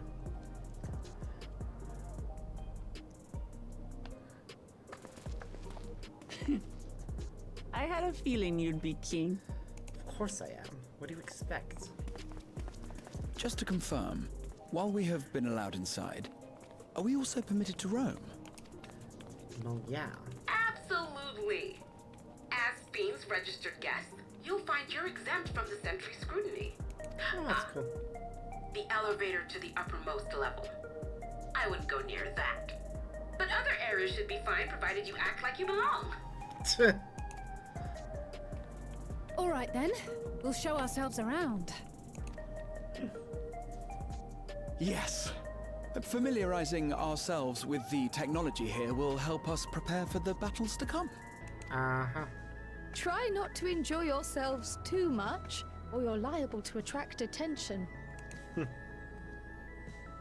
you've explored to your satisfaction, come to the entrance to True View in the eastern sector. The way from there Okay. is a little complicated, so I'll send someone to guide you. Understood. We'll see you later.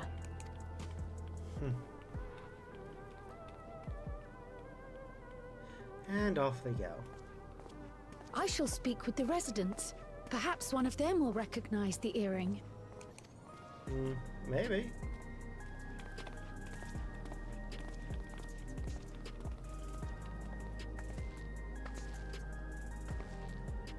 What's with this place? How can this all be the inside of a tower? I know, it's weird, ain't it? So, what aren't you telling me? Where are you? A good question. That I can't reveal yet. Precautions, you understand. Just know that I'm safe. Uh-huh. But come, tell me about your adventurer friend. You seem to have a great deal of faith in him. You must have been through a lot together. Not as much as a lot of the others, but yeah. You might seen a say fair that. For instance, we found the entrance to the Golden City. Wait, what? You did? Eleanor, why didn't you mention this sooner? And off she goes to chase after him. You want to explore together? Sure. It's not that I'm scared or anything. Everything is just so different from home is all. I get that. Aw.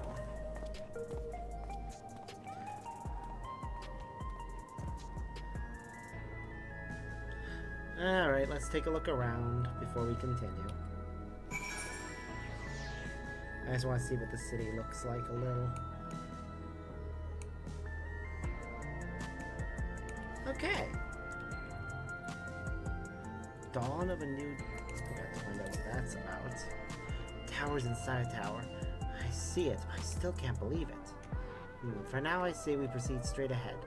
If we feel like we're getting lost, we can always turn around and go back the way we came. Uh-huh. Well, I'm gonna start connecting to the Ethernet shards.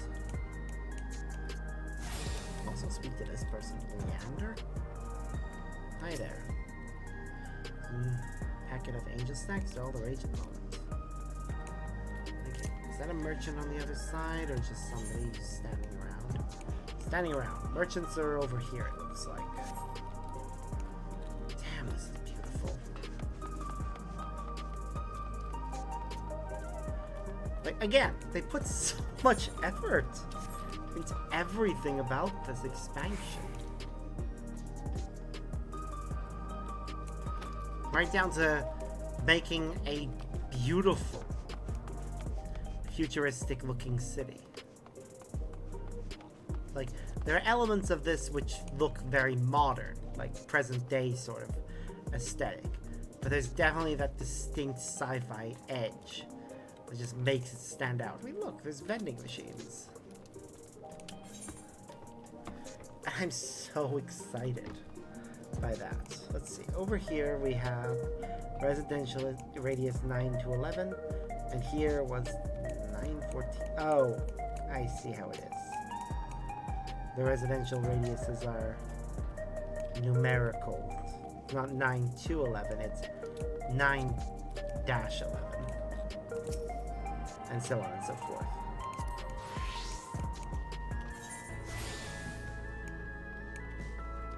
We'll find out what Dawn of a New Deal is about as well.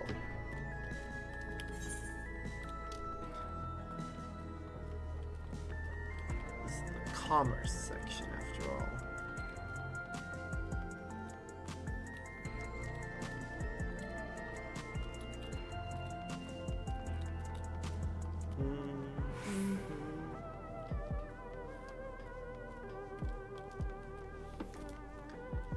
It's likely it's a gathering of craft. Oh look, they have futuristic cars. That's cool.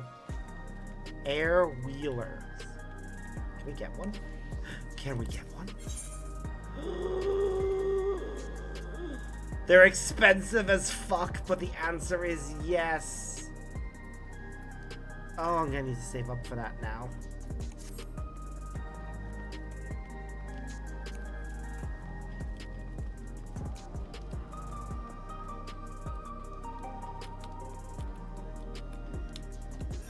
Ah!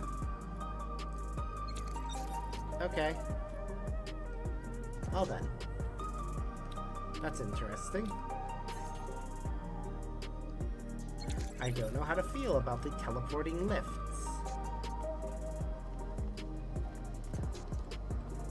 Wait a minute. Oh my god, is this how we unlock script exchange? Well, what have we here? I thought I knew all the prominent tradesmen who passed through Solution 9. Because I contacted Thus. You needn't fuss over the details. The arrangement is blissfully simple. You provide me with product, and I compensate you for said product with script. A man of your expertise must surely recognize such a lucrative offer when I hear one. In truth, it was Terali who first introduced me to the many conveniences of trade with scripts, a system brought to them by a tradeswoman by the name of Rowena. But that is neither here nor there. You will be well paid for your contributions with scripts, naturally. Your earnings can in turn be used to purchase any of our wares that strike your fancy. So what do you say? Yeah, that's fair. Splendid, simply splendid. Unless you worry, there'll be no quotas to speak of. You only make deliveries when inspiration strikes. Here's to a most beautiful and profitable partnership. I very much look forward to doing business with you. We've now unlocked script exchange. Okay, that's good to know.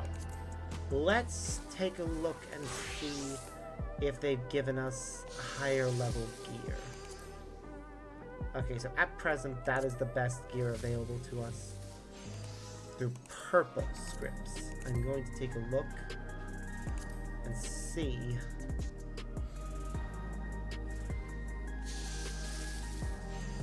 what's left.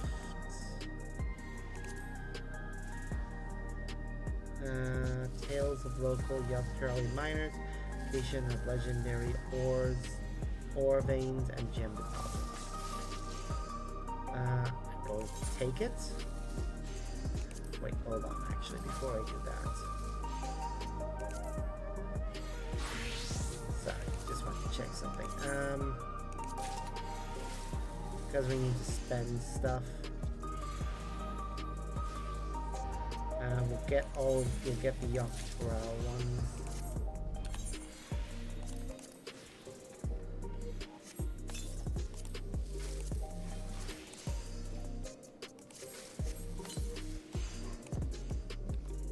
Okay.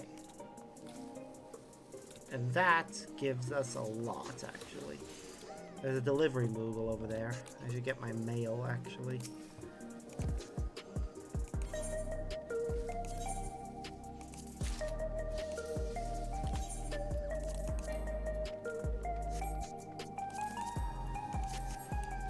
New mount.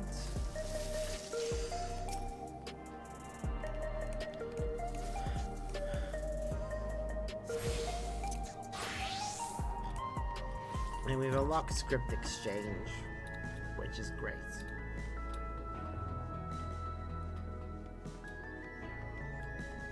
Unlocking script exchange for the newer stuff is always handy.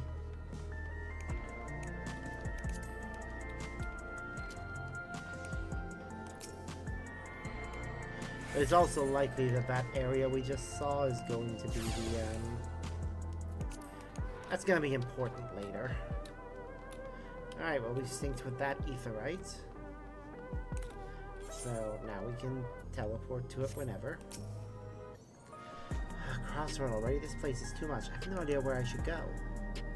Right, I have in mind. Let's head to that building there. Ah, she's going into the building I was just at, isn't she? Oh, of course she is. Gotta love Glamout.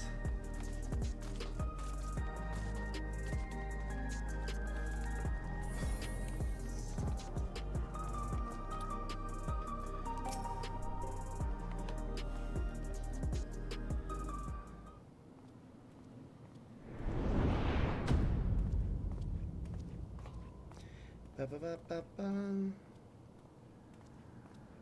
Ah! There you are! Lamati!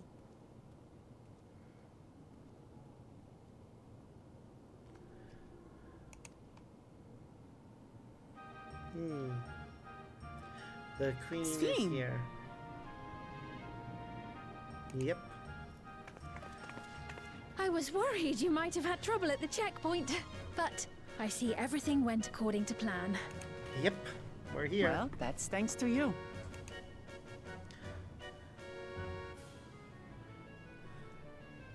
Now, I know you've scarcely arrived, but I have a request to make of you. Okay. Oh, a request, you say? Yes, an important one.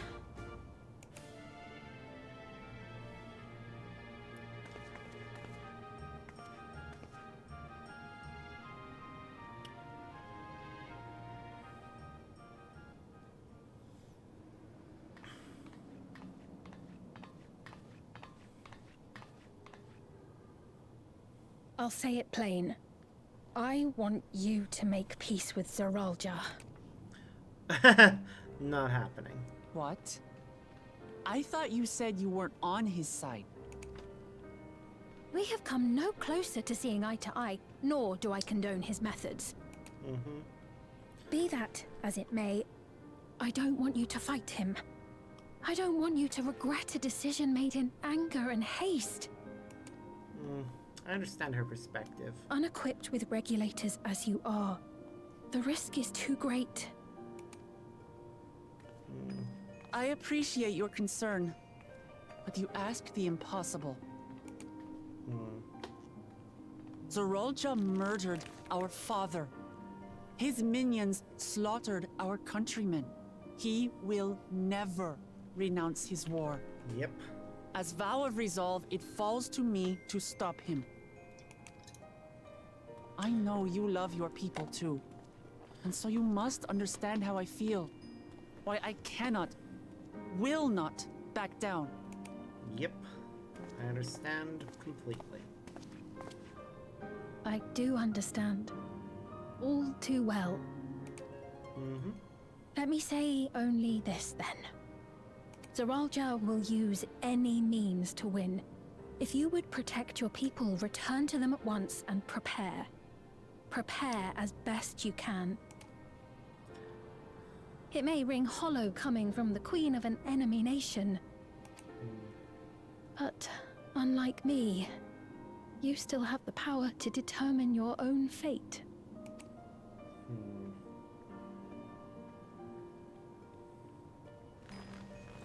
You really are a curious one. Yep. Look, you needn't worry for us. We have dependable comrades holding the fort in Tulihiola. They'll keep everyone safe, so we can devote our attention to affairs here.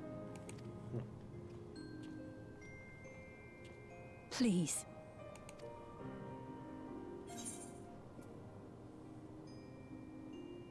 Never fear, I'll be there alongside her.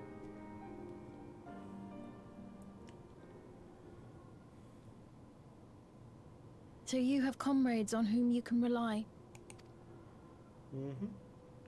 I envy you. Aww. You know, we'd like to learn more about you. Yep. About me? To be frank, we're still not sure whether or not you're trustworthy. So, if you have a moment, would you show us around the district? That way, we can get to know you better. You're asking me, the Queen, to show you around? Oh, but I jest.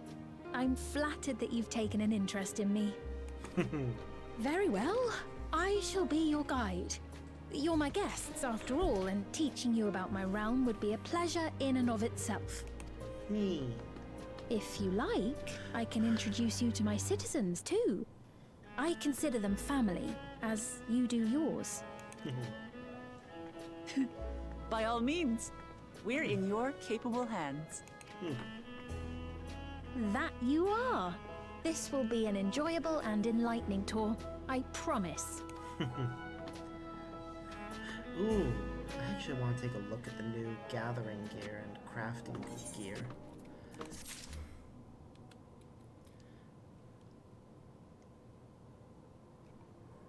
I'm hoping for it to play the victory music there.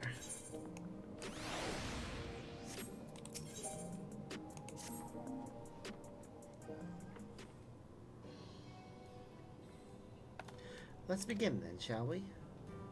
I must say I'm really grateful. This place is so vast and confusing. I didn't even know where to begin.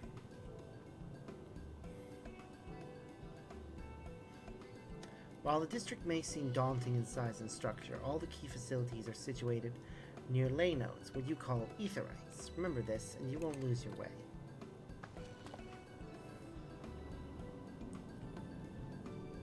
They are very pretty. Now then, seeing as it is right here, I'll show you the Nexus Arcade first. Please, follow me.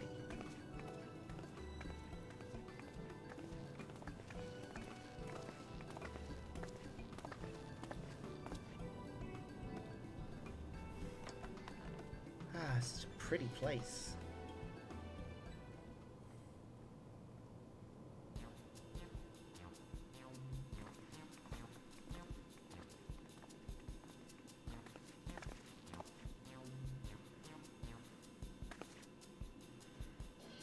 This complex is home to all manners of shops, from food and daily necessities to technological conveniences. You can find most everything here.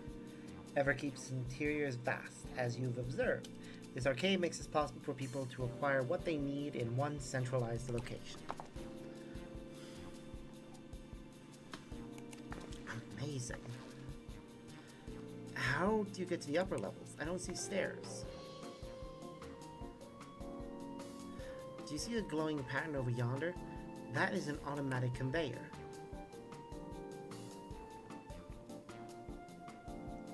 Such contraptions are found throughout Everkeep, allowing us to swiftly move between faraway places. That will spare us some walking, but are they also made from that strange metal? What's it? Yes, the conveyors are powered by electro. As a matter of fact, the ore is integrated into just about everything in Everkeep. Even the floors and walls. By etching arcane circuits upon it, electro can be used to convert lightning energy to those of other elements. In so doing, we can achieve various effects. For instance, conversion to wind produces flotation, which is required for the propulsion of our flying vehicles. Conversion to fire, meanwhile, produces light and heat, and is employed in devices such as street lamps and heaters. There are even self-heating cups that keep your drink warm. You make a drink cold if you convert to ice instead. You certainly can. Our vending machines do just that. What's more, multiple energies can also be combined to produce some clever effects.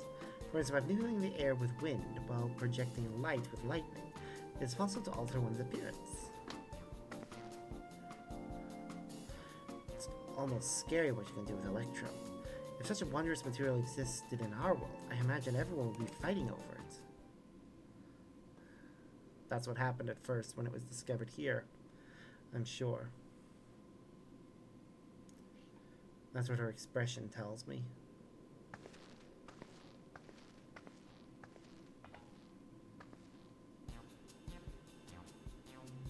The shop over here, what does it sell? Oh yes, let's go take a look.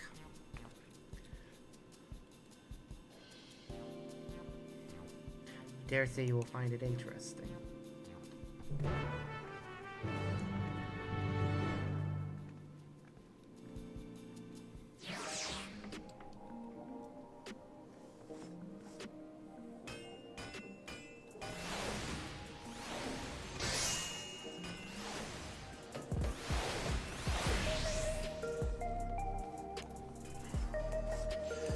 Yeah, why not?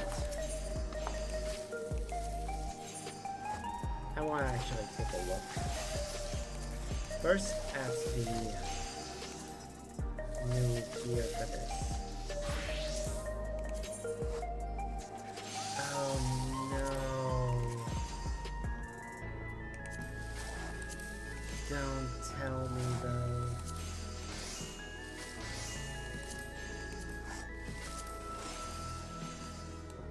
well, while I like the look of it, are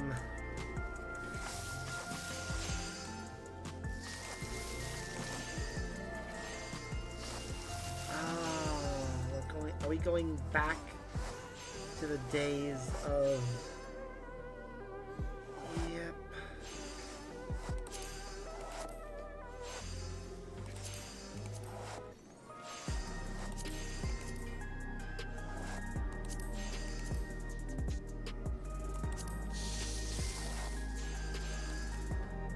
It's back to the days when every class had their own armor set. Alright, well, we're only gonna get the ones for the ones that matter. So that's Carpenter, Blacksmith, and Culinarian.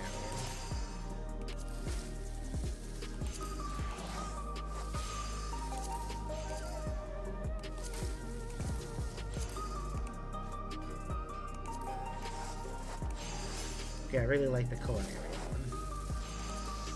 I take it Gatherer's gear is in the same boat. Yep.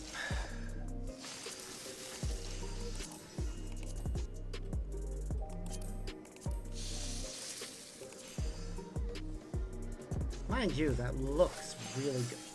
Really? Really? Do we have to have an open back like that?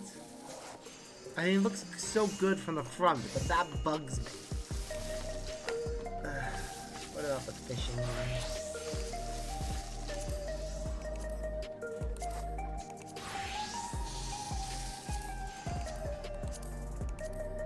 Yeah, that looks really good. Alright, well, either way, we're gonna have to get the orange scripts for it, which means going to be a collectible appraiser. And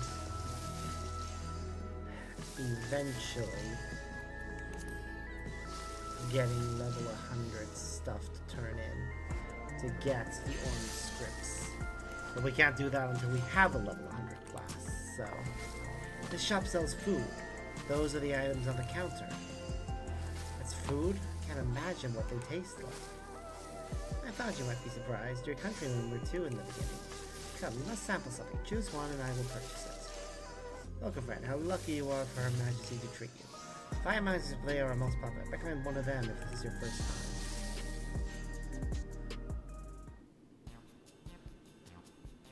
Second item that interests you.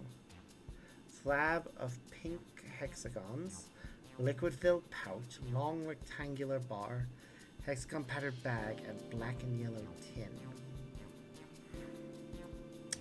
I'll be honest in saying that out of these items, the one that interests me the most is the bag. Ah yes, the salad paste. This is designed for those who are concerned about their figure. Blend of 9 varieties of vegetables to help your efforts to slim down. Fashion models swear by it. You just can't get enough of this stuff either. So that's salad. I want to know what each item is now.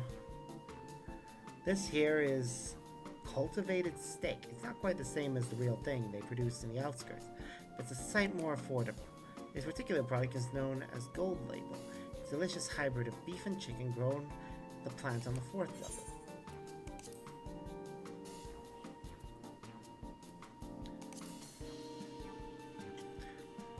I'm keen on the perfect meal bar, are you? It's all the nutrients your body needs packed into a single foodstuff. The flavor is formulated to never taste dull, and one bar will satisfy you for a whole day. Many folks prefer this to taking multiple meals. What's in the bag?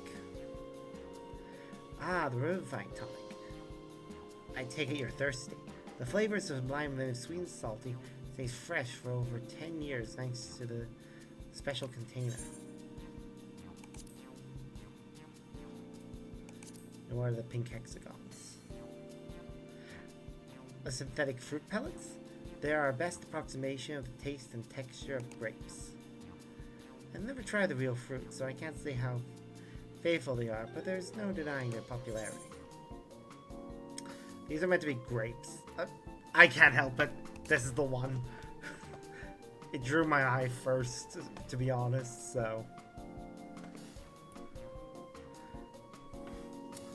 Well, they're all very tempting. I'm gonna have the steak.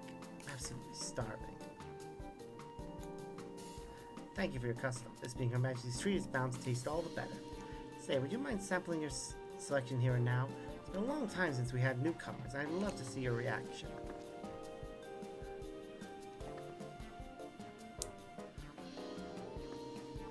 It's a great chance to learn about Alexandria culture sparks. Let's dig in. She's having a steak, we're having the grapes. Alright, here I go. Wonder what she has to say about it. Oh, come on, you sample your selection. Amazing! I've never had any meat like this before. It's tender like chicken, but flavors some like raw and eek. The spices give it just the right amount of kick. I could eat this every day.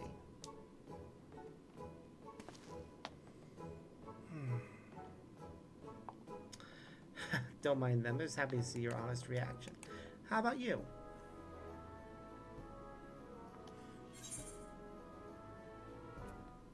It's fantastic, I'm gonna say.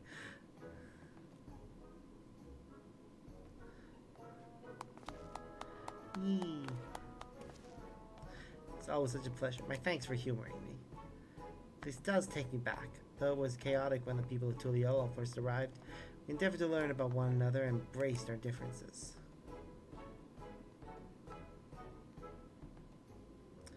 Alright, what about you, Sven?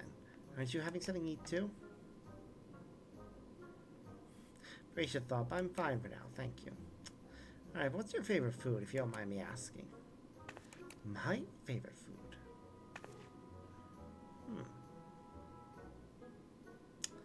Why do you wish to know this? Because I want to get to know you better. Why else? The more you know someone, the more you grow fond of them. That's what my old man believed, and my experiences have led me to believe the same. My favorite food. It's gonna be strawberry shortcake, probably. If it's not that, I will be very surprised. She has the aesthetic of somebody that really enjoys strawberries. Is it such a difficult question? For some people, yeah. I'm sorry, it's just when I think of those who labor to bring us the food, I find I can't settle on one thing. Thought I was indecisive, but you're something else. Decisive. Perhaps I am. But you didn't need to laugh about it.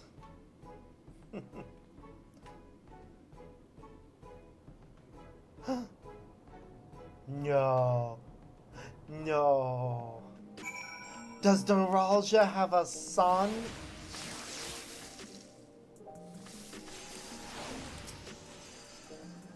I know about you, but I'm satisfied. Let's keep moving. Very well, next I was thinking of showing you the residential sector, but in part so I can tend to personal matters. The visitation to be precise, and I believe it'll be educational to you as well. Would you two mind accompanying me? Not at all. Wonderful. Let me know what you have seen enough here and we'll make our way. Ready? Then let's head to the residential district, lies to the southwest. As we walk, I would be glad to tell you about any place of interest that we come across. Okay, they're accompanying us now.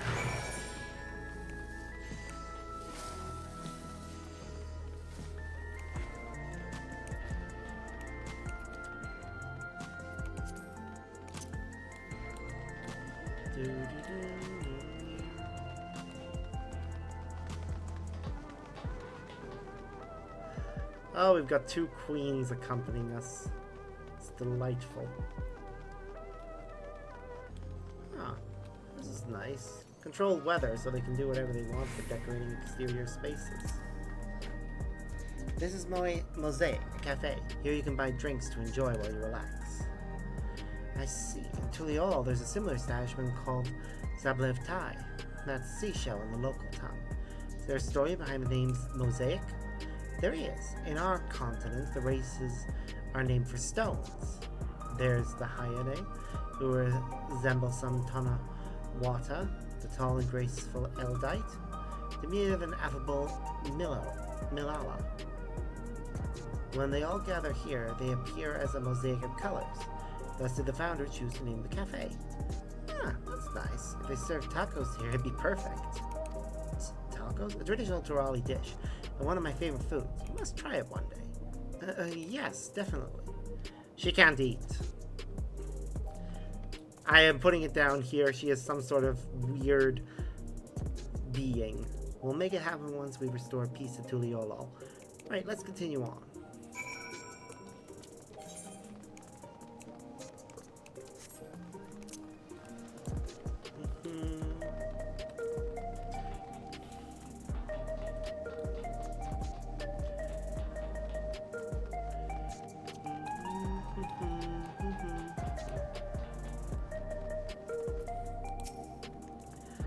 And here we are. These buildings are where our citizens live. They're massive. Each one is bigger than the palace. They have to be, for just about all Alexandrians have apartments here. Lest you wonder, I'm here to visit some people. Their apartment is in the building on the left here, at residential radius 914. Residential radius? That's right, come. The doors open automatically.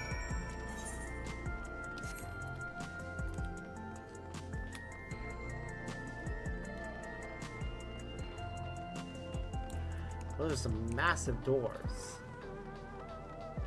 They have something similar to Yakui though, that makes sense why they need such big doors.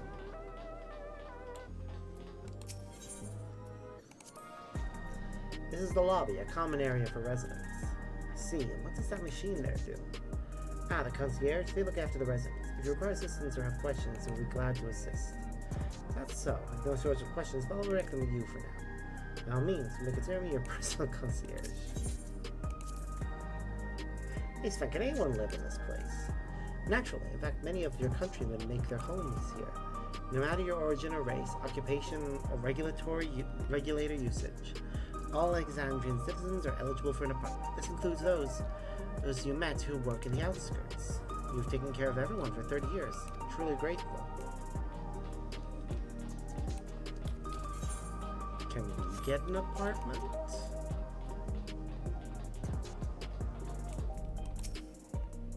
This is the place. A mother and son live here.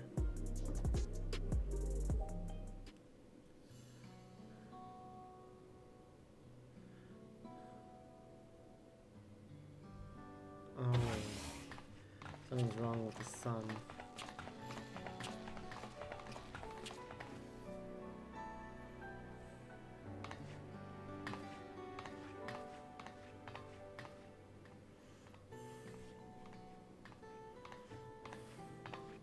Hello, Isadora.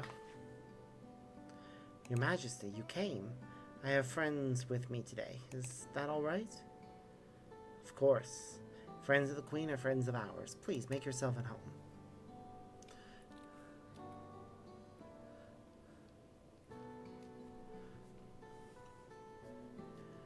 Aww. How has Milos been? There's been no change, the symptoms are thankfully mild today. He has a cold of some description. Hello, Milos. Have you missed me? He's out cold.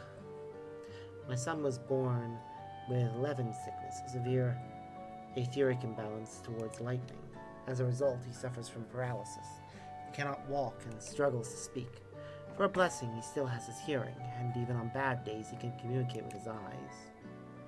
I see. Sven visits often, does she?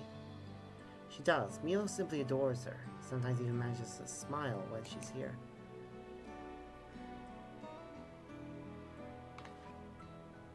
With yourself, Isadora, how are you holding up?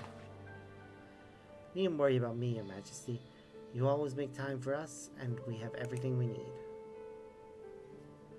I'm glad to hear that, but you mustn't strain yourself, understood?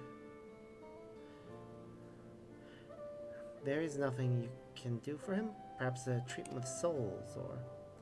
Fortunately, no. While souls can revive those who have met with an accident, they cannot reverse the effects of old age and illness. Truth be told, many children are born with like Milos. The illness has existed for generations. We're not able to find a cure. The cause is quite clear, though. The excess lightning in the environment. It's no coincidence the number of cases has risen dramatically these past 30 years. So if we can figure out a way to rebalance the ether, it's all my fault. What was that? I'm sorry, Isadora, but I must be going. I promised to make I'll probably visit next time with treats to share. There's no need to apologize, Your Majesty. If it weren't for you, Milos and I wouldn't still be here.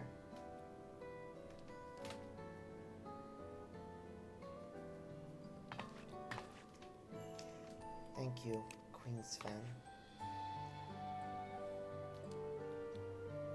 Aww. It's my pleasure, Milos. I'll be back soon, so be a good boy for your mother and for me. I mean, can he be anything but a good boy? Total paralysis. That sucks for a kid.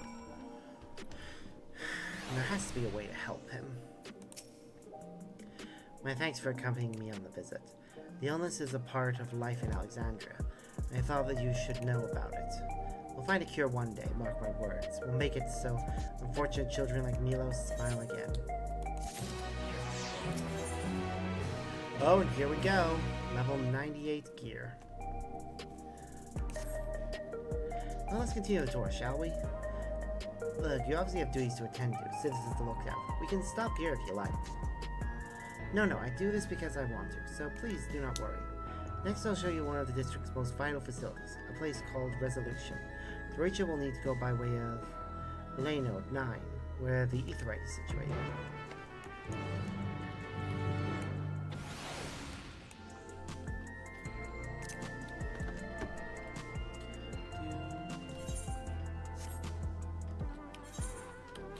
Honestly, tomorrow I'll probably finish leveling up Carpenter.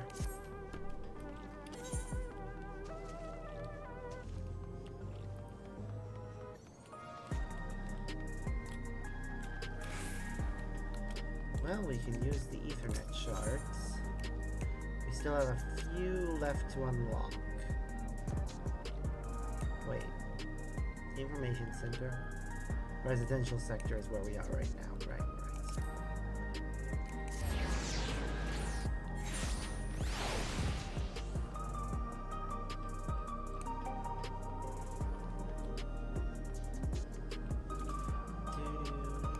You know what? I gotta go exploring before I join them. There's a quest over here that I need to find out about.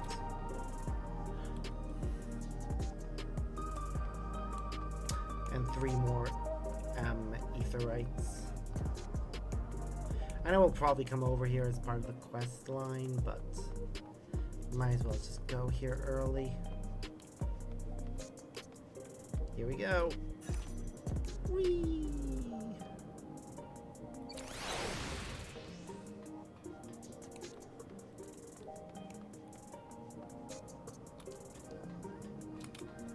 Okay, the person we need to speak to, the quest must be up above, on a higher floor.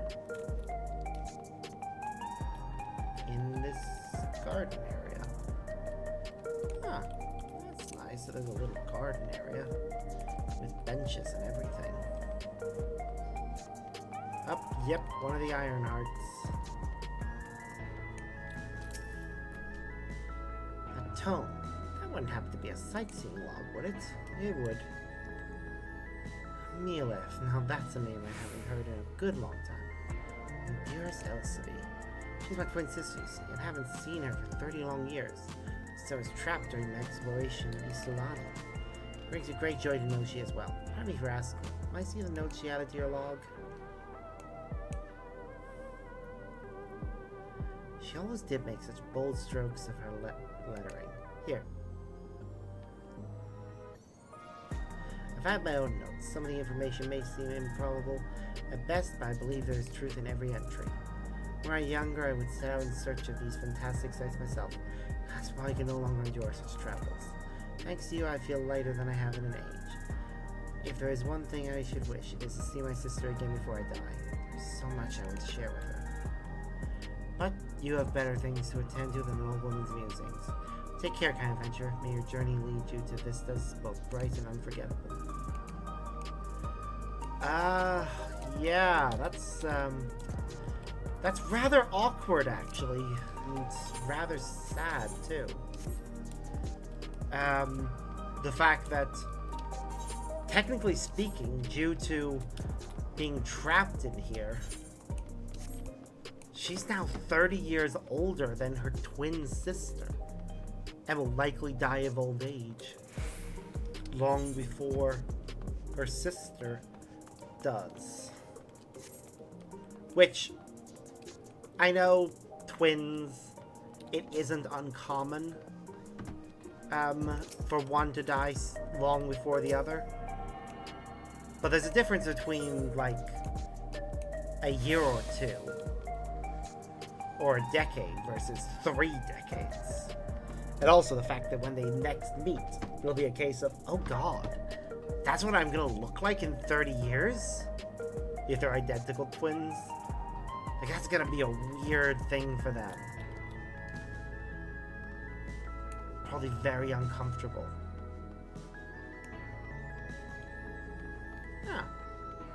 Important Ethernet shard right next to a graffiti wall made of neon. It's pretty cool.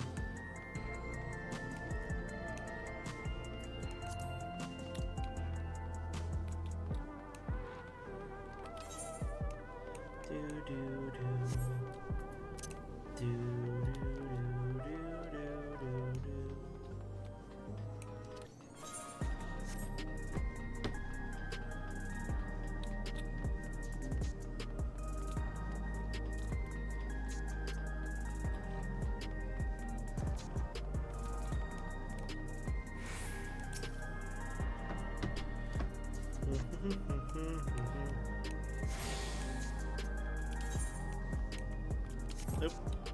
That's all the Ethernet shards, so we needed to explore over on this side. So we'll return to the Aetheryte Plaza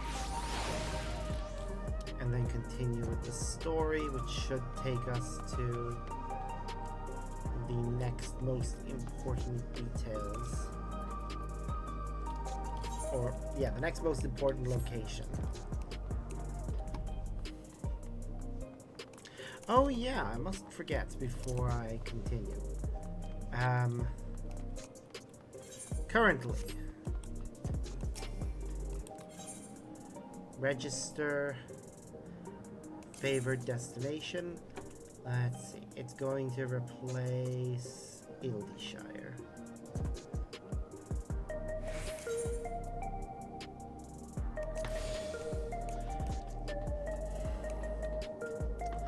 Right now, my favorite destinations are based on where I can get gear. So, yeah. The 4 most recent endgame cities. The conveyor ahead will transfer you to the government sector, where a resolution is located. The markings on a conveyor indicates direction, and there is a pair just like it on the other side. Is it safe? Extremely. There's no need to be afraid. But who said I was afraid? Come on, Sparks. I've already taken these a few times, so I can confirm, yes, they are in fact safe.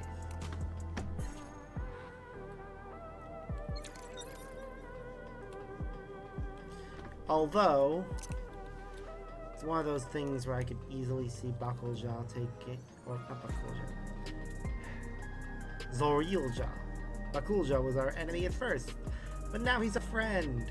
Zorilja, on the other hand, used to be just a competitor, but now he's, you know, an actual problem.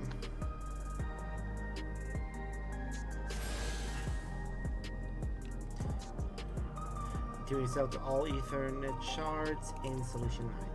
Scanning Port 9, Heritage found, is now accessible as an Ethernet destination.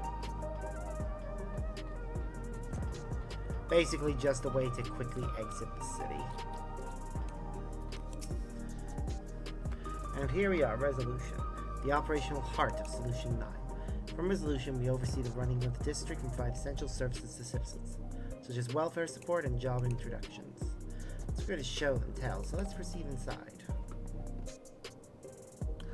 It's basically the city council chambers.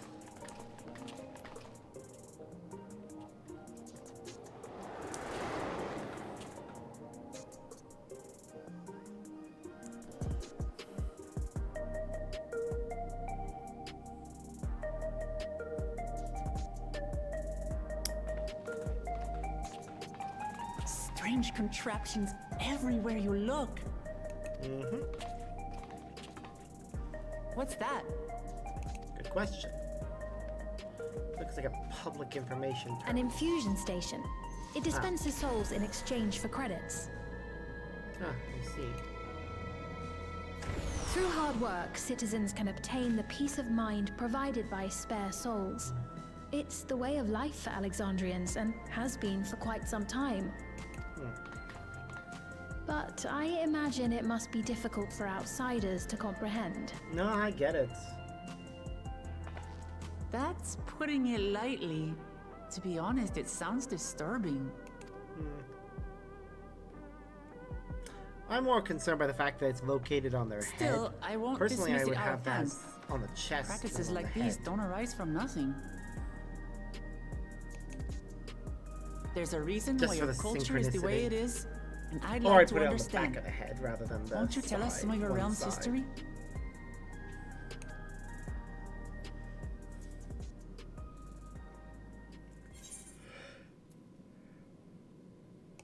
I'm keen to learn too.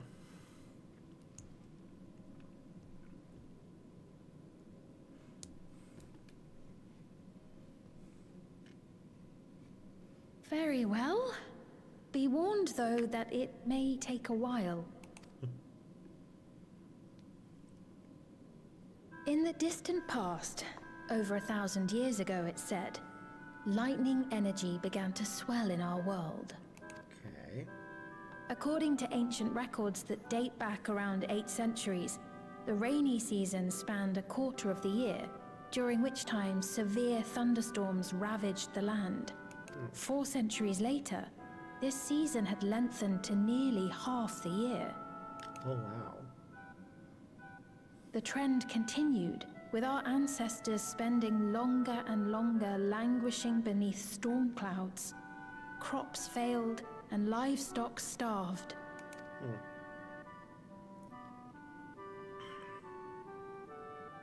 But amidst this growing desperation, a miraculous material was discovered that promised salvation. Electrope. Okay. The stuff that's used everywhere here. Yep. They clearly found a lot of it. Indeed.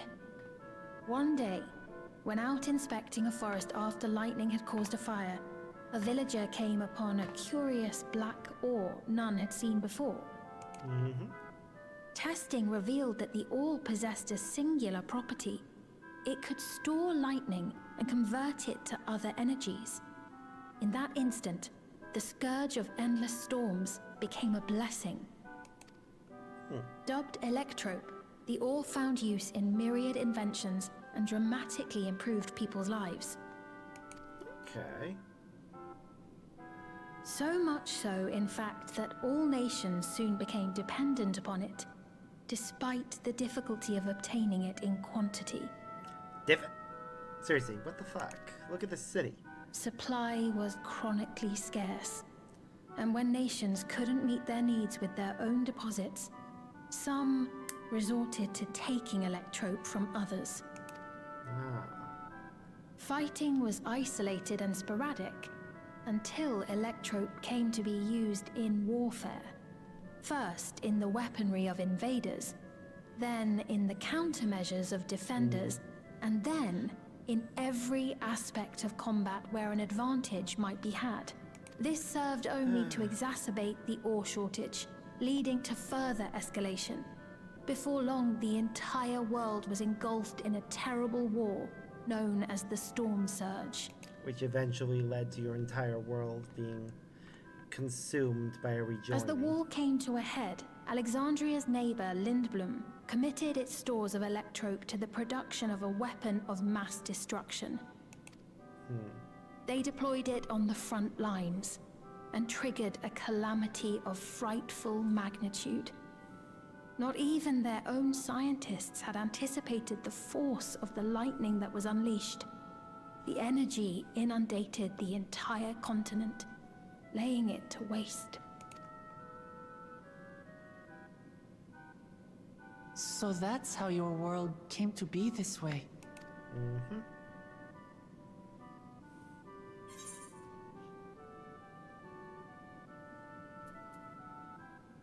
Sounds an awful lot like an umbral calamity. You truly know a great many things that I don't. I should like to learn about you too sometime.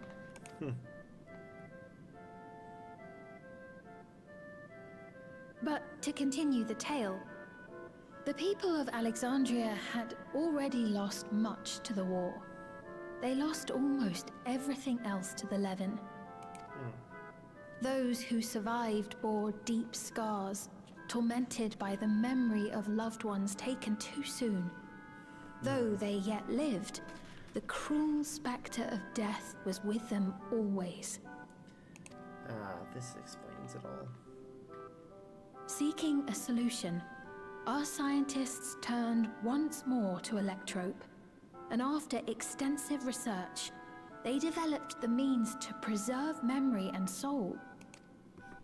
Physical death isn't the end. So long as our memories endure, we may live on. This belief sustained us then, and it sustains us now, granting us comfort. Mm-hmm. That's quite a tale. Yep.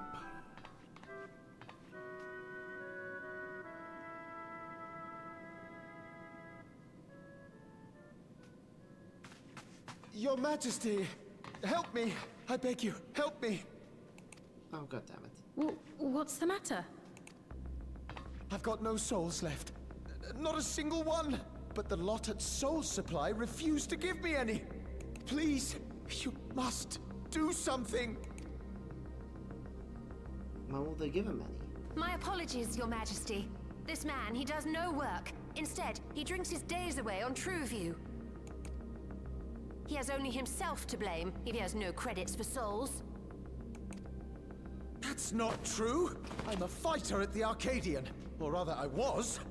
I haven't been allowed to fight because of the King's decree. It isn't my choice.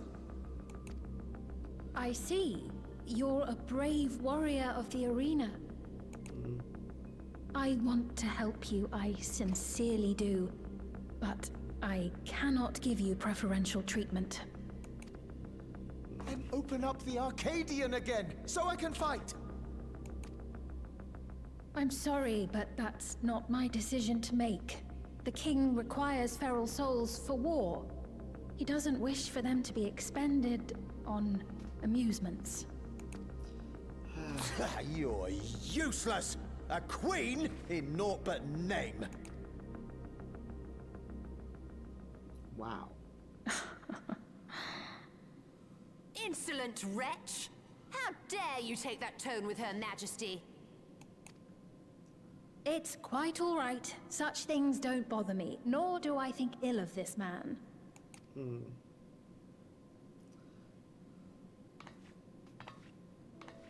Hear me. Though I cannot grant you a soul, I mean it when I say I want you to live. I love all of you equally, dearly. You are as family to me, and it pains me to see you deny yourself hope. I want you to find a happiness all your own, even if you must grow it from the smallest seed of joy. Out there, somewhere, is a reason for you to smile again.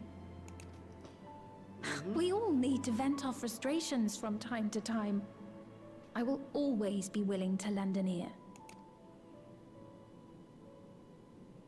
Yes, Mum. Of course. Even without a spare soul, I suppose I'm fine as long as I stay in Solution 9.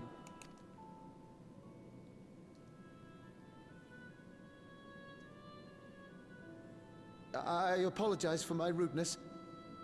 Good day to you.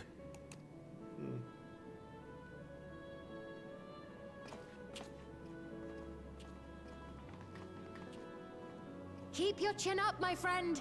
And when you feel better, I'm sure you'll find another way to apply your talents. There we go. That's a good ruler.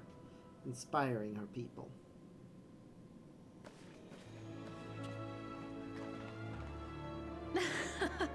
I'm sorry you had to see that. Let's keep moving, shall we?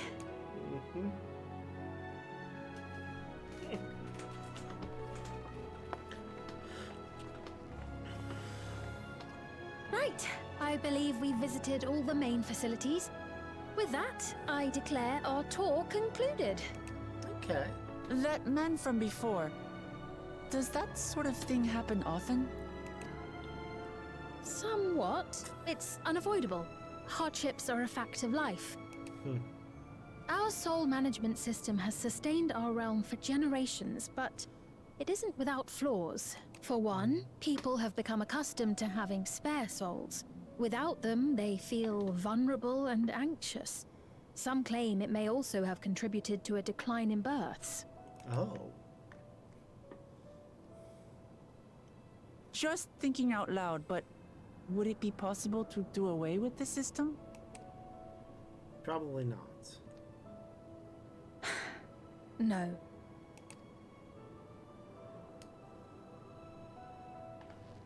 I know it isn't easy to change one's beliefs and way of life. The Mamolja had their reasons for their reliance on blessed siblings, much as you have yours for souls. But if we defeated Zorolja, you'd be able to make all the decisions, right? Then we could work together to fix things, restore your realm to where it belongs, and see where we can go from there. I don't think it's possible to restore it back to where it belongs. But removing the dome should be possible. Make it part of this world. Listen to me. There's something that I need to tell you. Oh?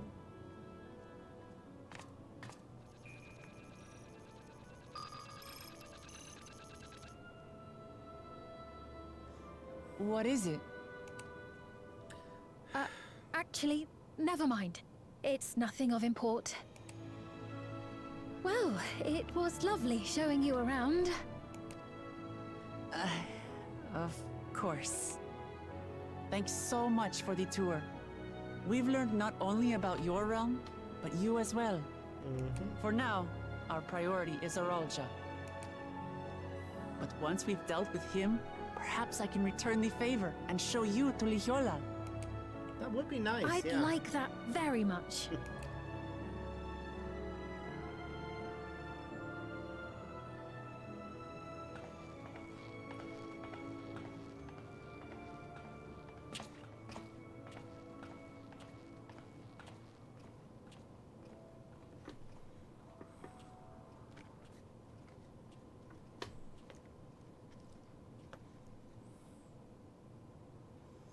She's definitely hiding something.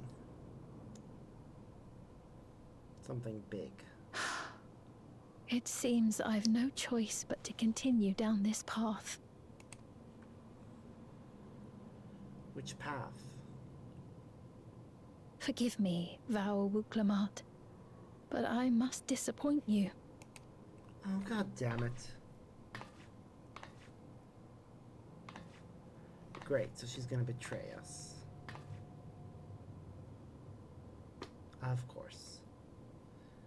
Why can't we ever have nice things?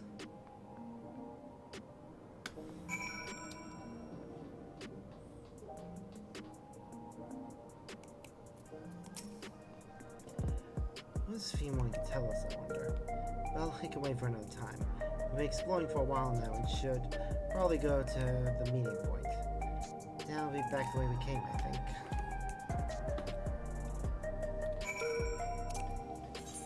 I need to think about something, though.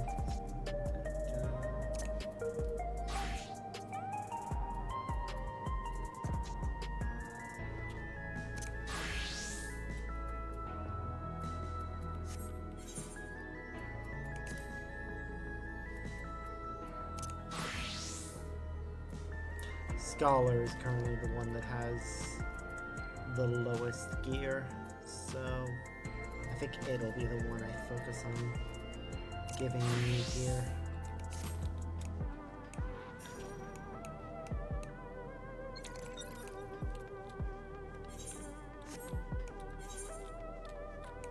Like, this one has pretty much a full new set of gear except for the head, whereas Scholar is basically just chest that's changed, but it's the same as, well, it's basically just a repaint of the one for casting. So, yeah.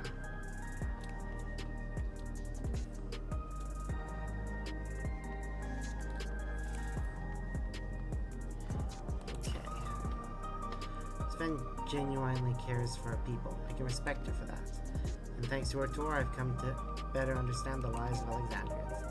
They don't feel so strange and distant anymore.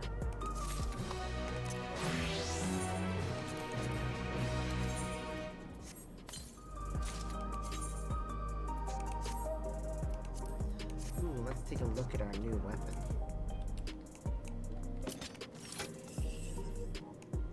Ah, it's just a repaint of an older weapon. It's a shame. Ah, well. Gonna keep using Summoner for the purposes of appearances, though. So, we're supposed to go to a place called Trueview in the Eastern Sector. This conveyor ought to take us there. Yeah, once you get used to it, they're actually kind of fun.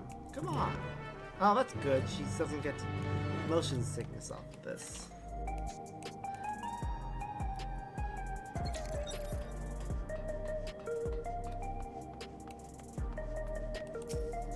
"20 minutes. That's as much time as I'm willing to... That's how long we'll keep going for. This is the right place, you think? Let's see the others, though. Rather than sitting and waiting, might as well explore a bit more. Sparks, look over there. Mama's your child? What are they doing there?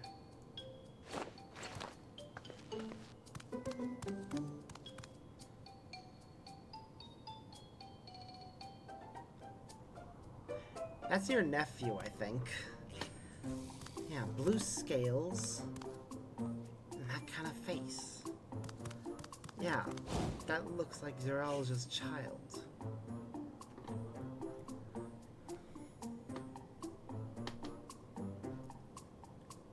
You noticed too, right? The resemblance to Zeralja?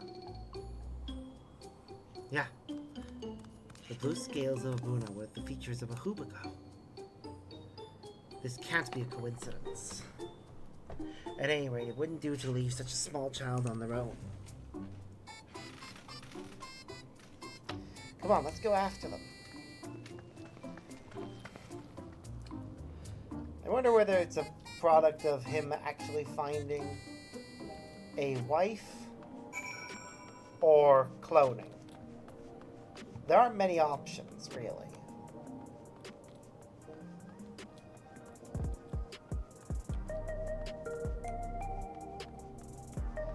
But it is good to know that the bloodline of Gul Jalja continues.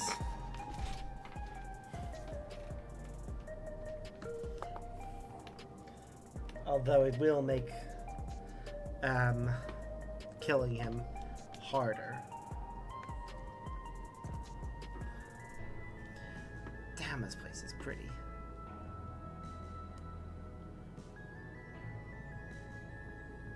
Also, the gear that people are wearing in this area is stuff that's been available through PvP for ages. It's interesting to see it actually in universe as standard gear. So this is Trueview. I'm not sure what I'm looking at, but it does seem lively.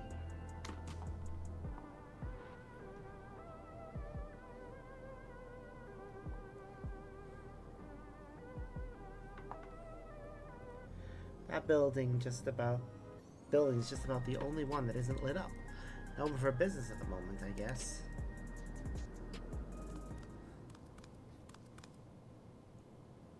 Oh, there's the child. Hello. Ah!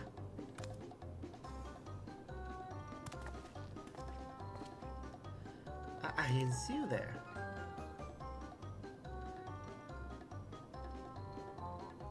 Listen, we don't mean you any harm. We just want to talk.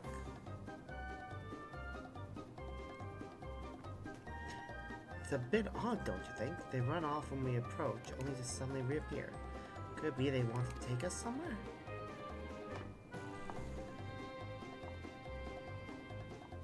Is that the way of it? You want us to follow you? Oh, cute. So it is.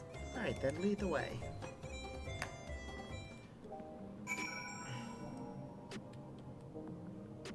Are we gonna get his name? No? Once you choose to part, book the mom will accompany you. The blue scale who go will then begin moving towards destination. Right.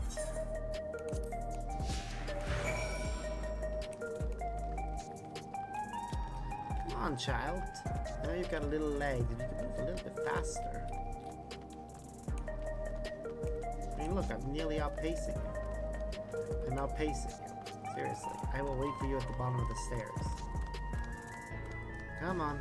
Keep going.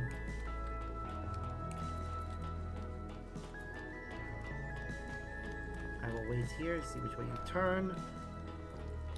Suspected he was gonna turn.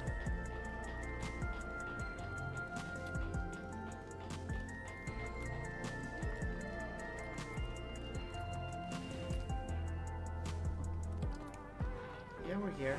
You're leading us into a bar.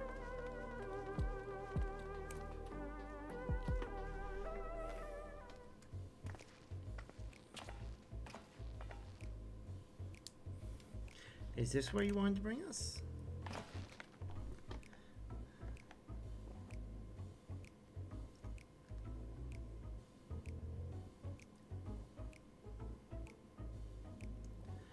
What is this place? If you're meant to relax here, it isn't working for me. Hey, what's your name? Do you not have one?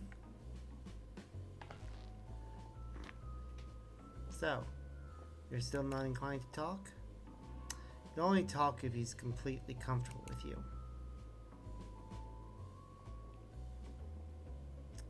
You know him? After a fashion. Never mind that. How about something to wet your whistle? Ooh, this one has heterochromia. That's nice. Adorable as you are, it's on the house. I can recommend our special. Her Majesty, I'll prepare one without liquor for the boy, too.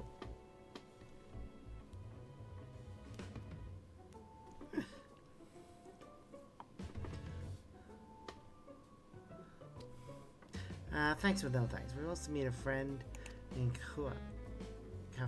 yeah. We ran child in the way and he led us here. Oh, so you're with Kafkua.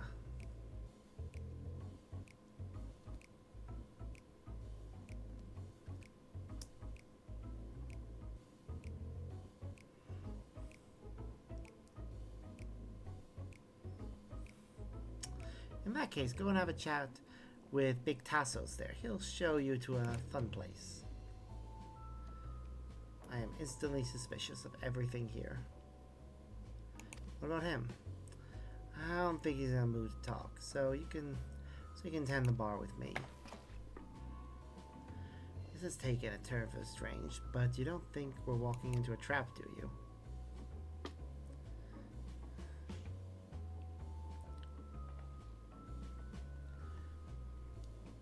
This doesn't have suspicious written all over it.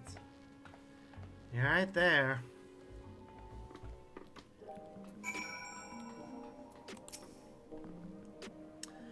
Where is this fun place meant to be? I suppose there's only one way to find out.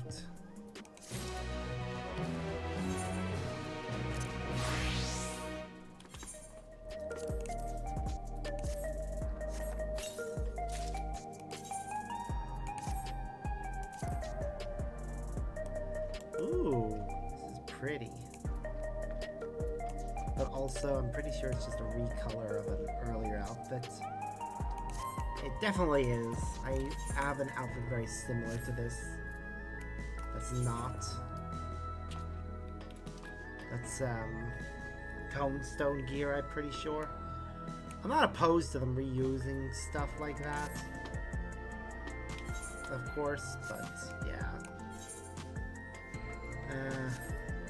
Let's stick with it. And this gets us new trousers. It's normally off limits, but I told us about you. Let's follow the corridor and head into the room at the end. Let's go, Sparks. Whatever happens, you won't catch me being surprised.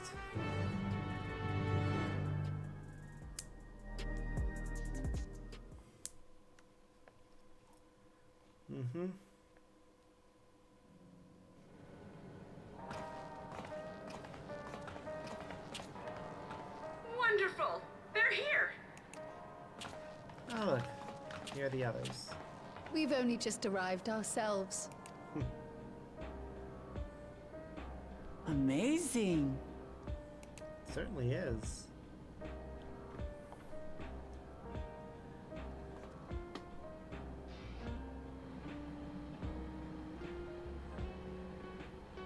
I bid you welcome to the back room. Oblivion's humble headquarters. A hideout tucked behind a drinking hole. Brings back memories, doesn't it? Yep. Or both our first and second hideouts. Our members here are mainly creators and adapters. That is, scientists and engineers who specialize in electro. Okay. They use their skills to provide support to our field operatives. Geralt, Shale, be so kind as to give our friends an overview of your duties. Do you have to be shirtless? Not that I'm complaining, but... Wait. Well, there's provisioning. Gotta Wait have supplies to fight a good fight, ain't ya? Luckily, we got the tools to craft most of what we need. Is that... Oh my god. This is the third incarnation of this character. We've got the version of the first who's responsible for the relic weapons in there. We've got the version from the source. And now this guy. What world is this? I really want to know. It's definitely, from what I can tell from everything that's been said, we're in a section of the world that rejoined the source via a lightning aspected calamity that somehow was managed to be spared from that calamity. Gathering intelligence is another vital aspect of our work. Everkeep's core system is a veritable treasure trove of information. You just need to know how to get in and find it.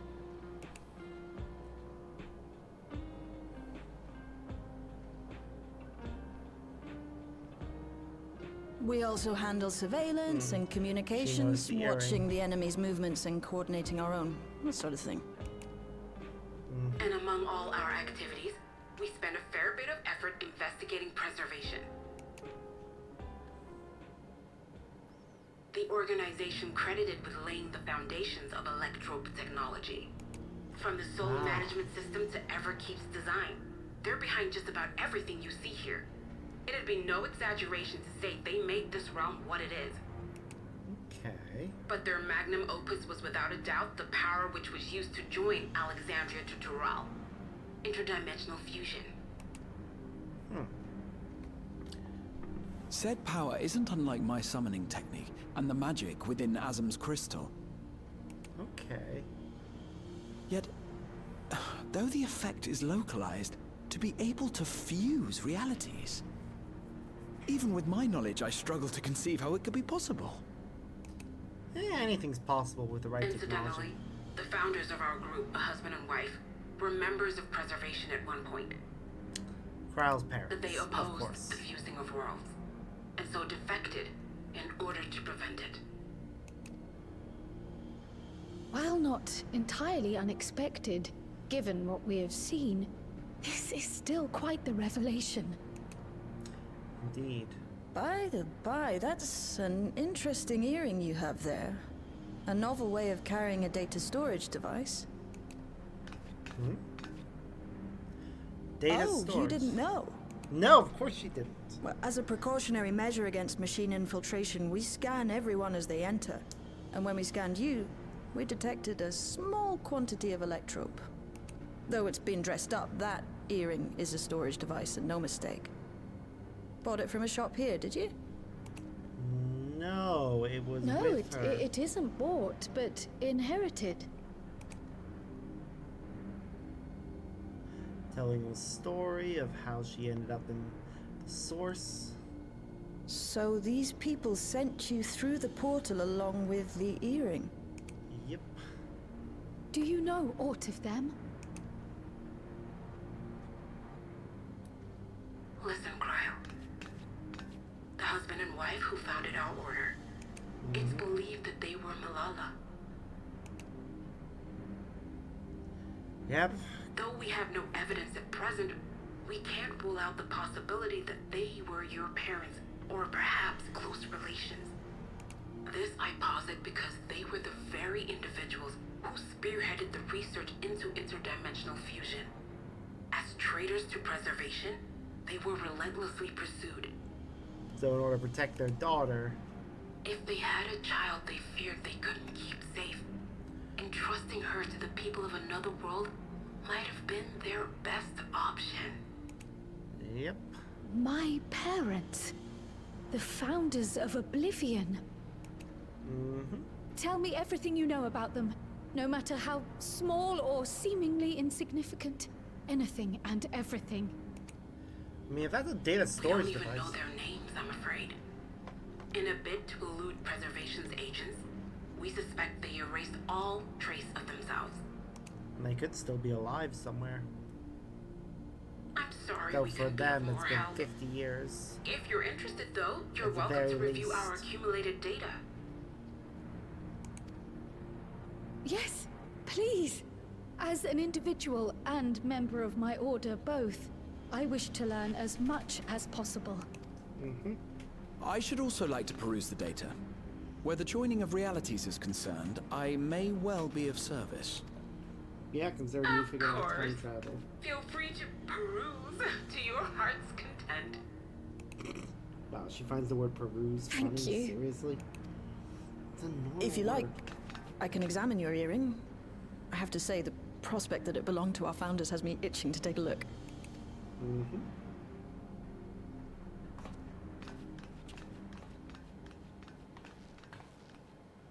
I dare say we have enough eyes to pore over your records.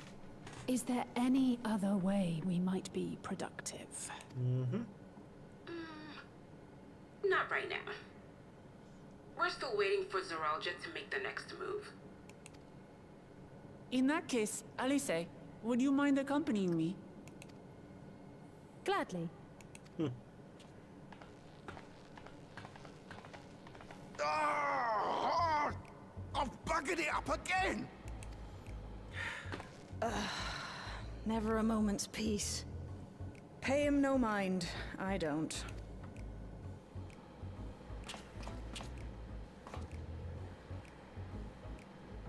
Oi!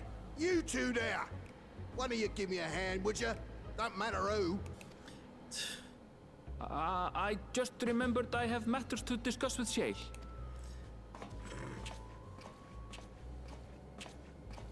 God damn it. Fine. Oh God. I look horrified.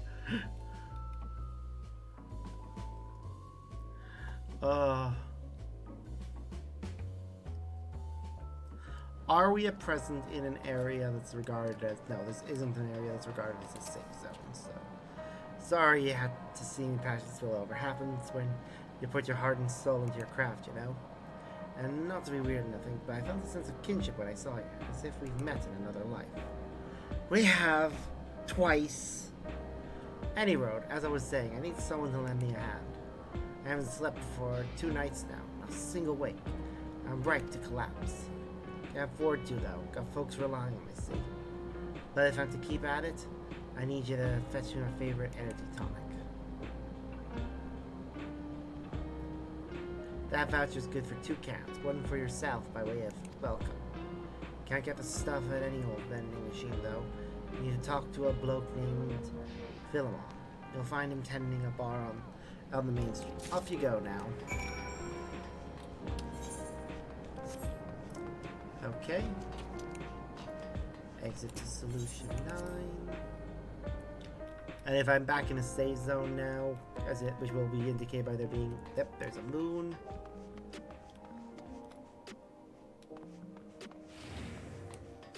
So I think this is a good spot for me to call it for today. I mean, we've made a lot of progress. Met the resistance properly. Made it into the endgame city, which is going to be the place where we get all the tombstone gear once we finish the main scenario.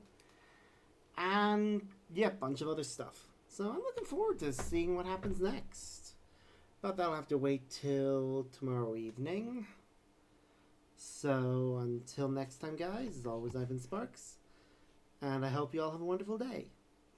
Bye.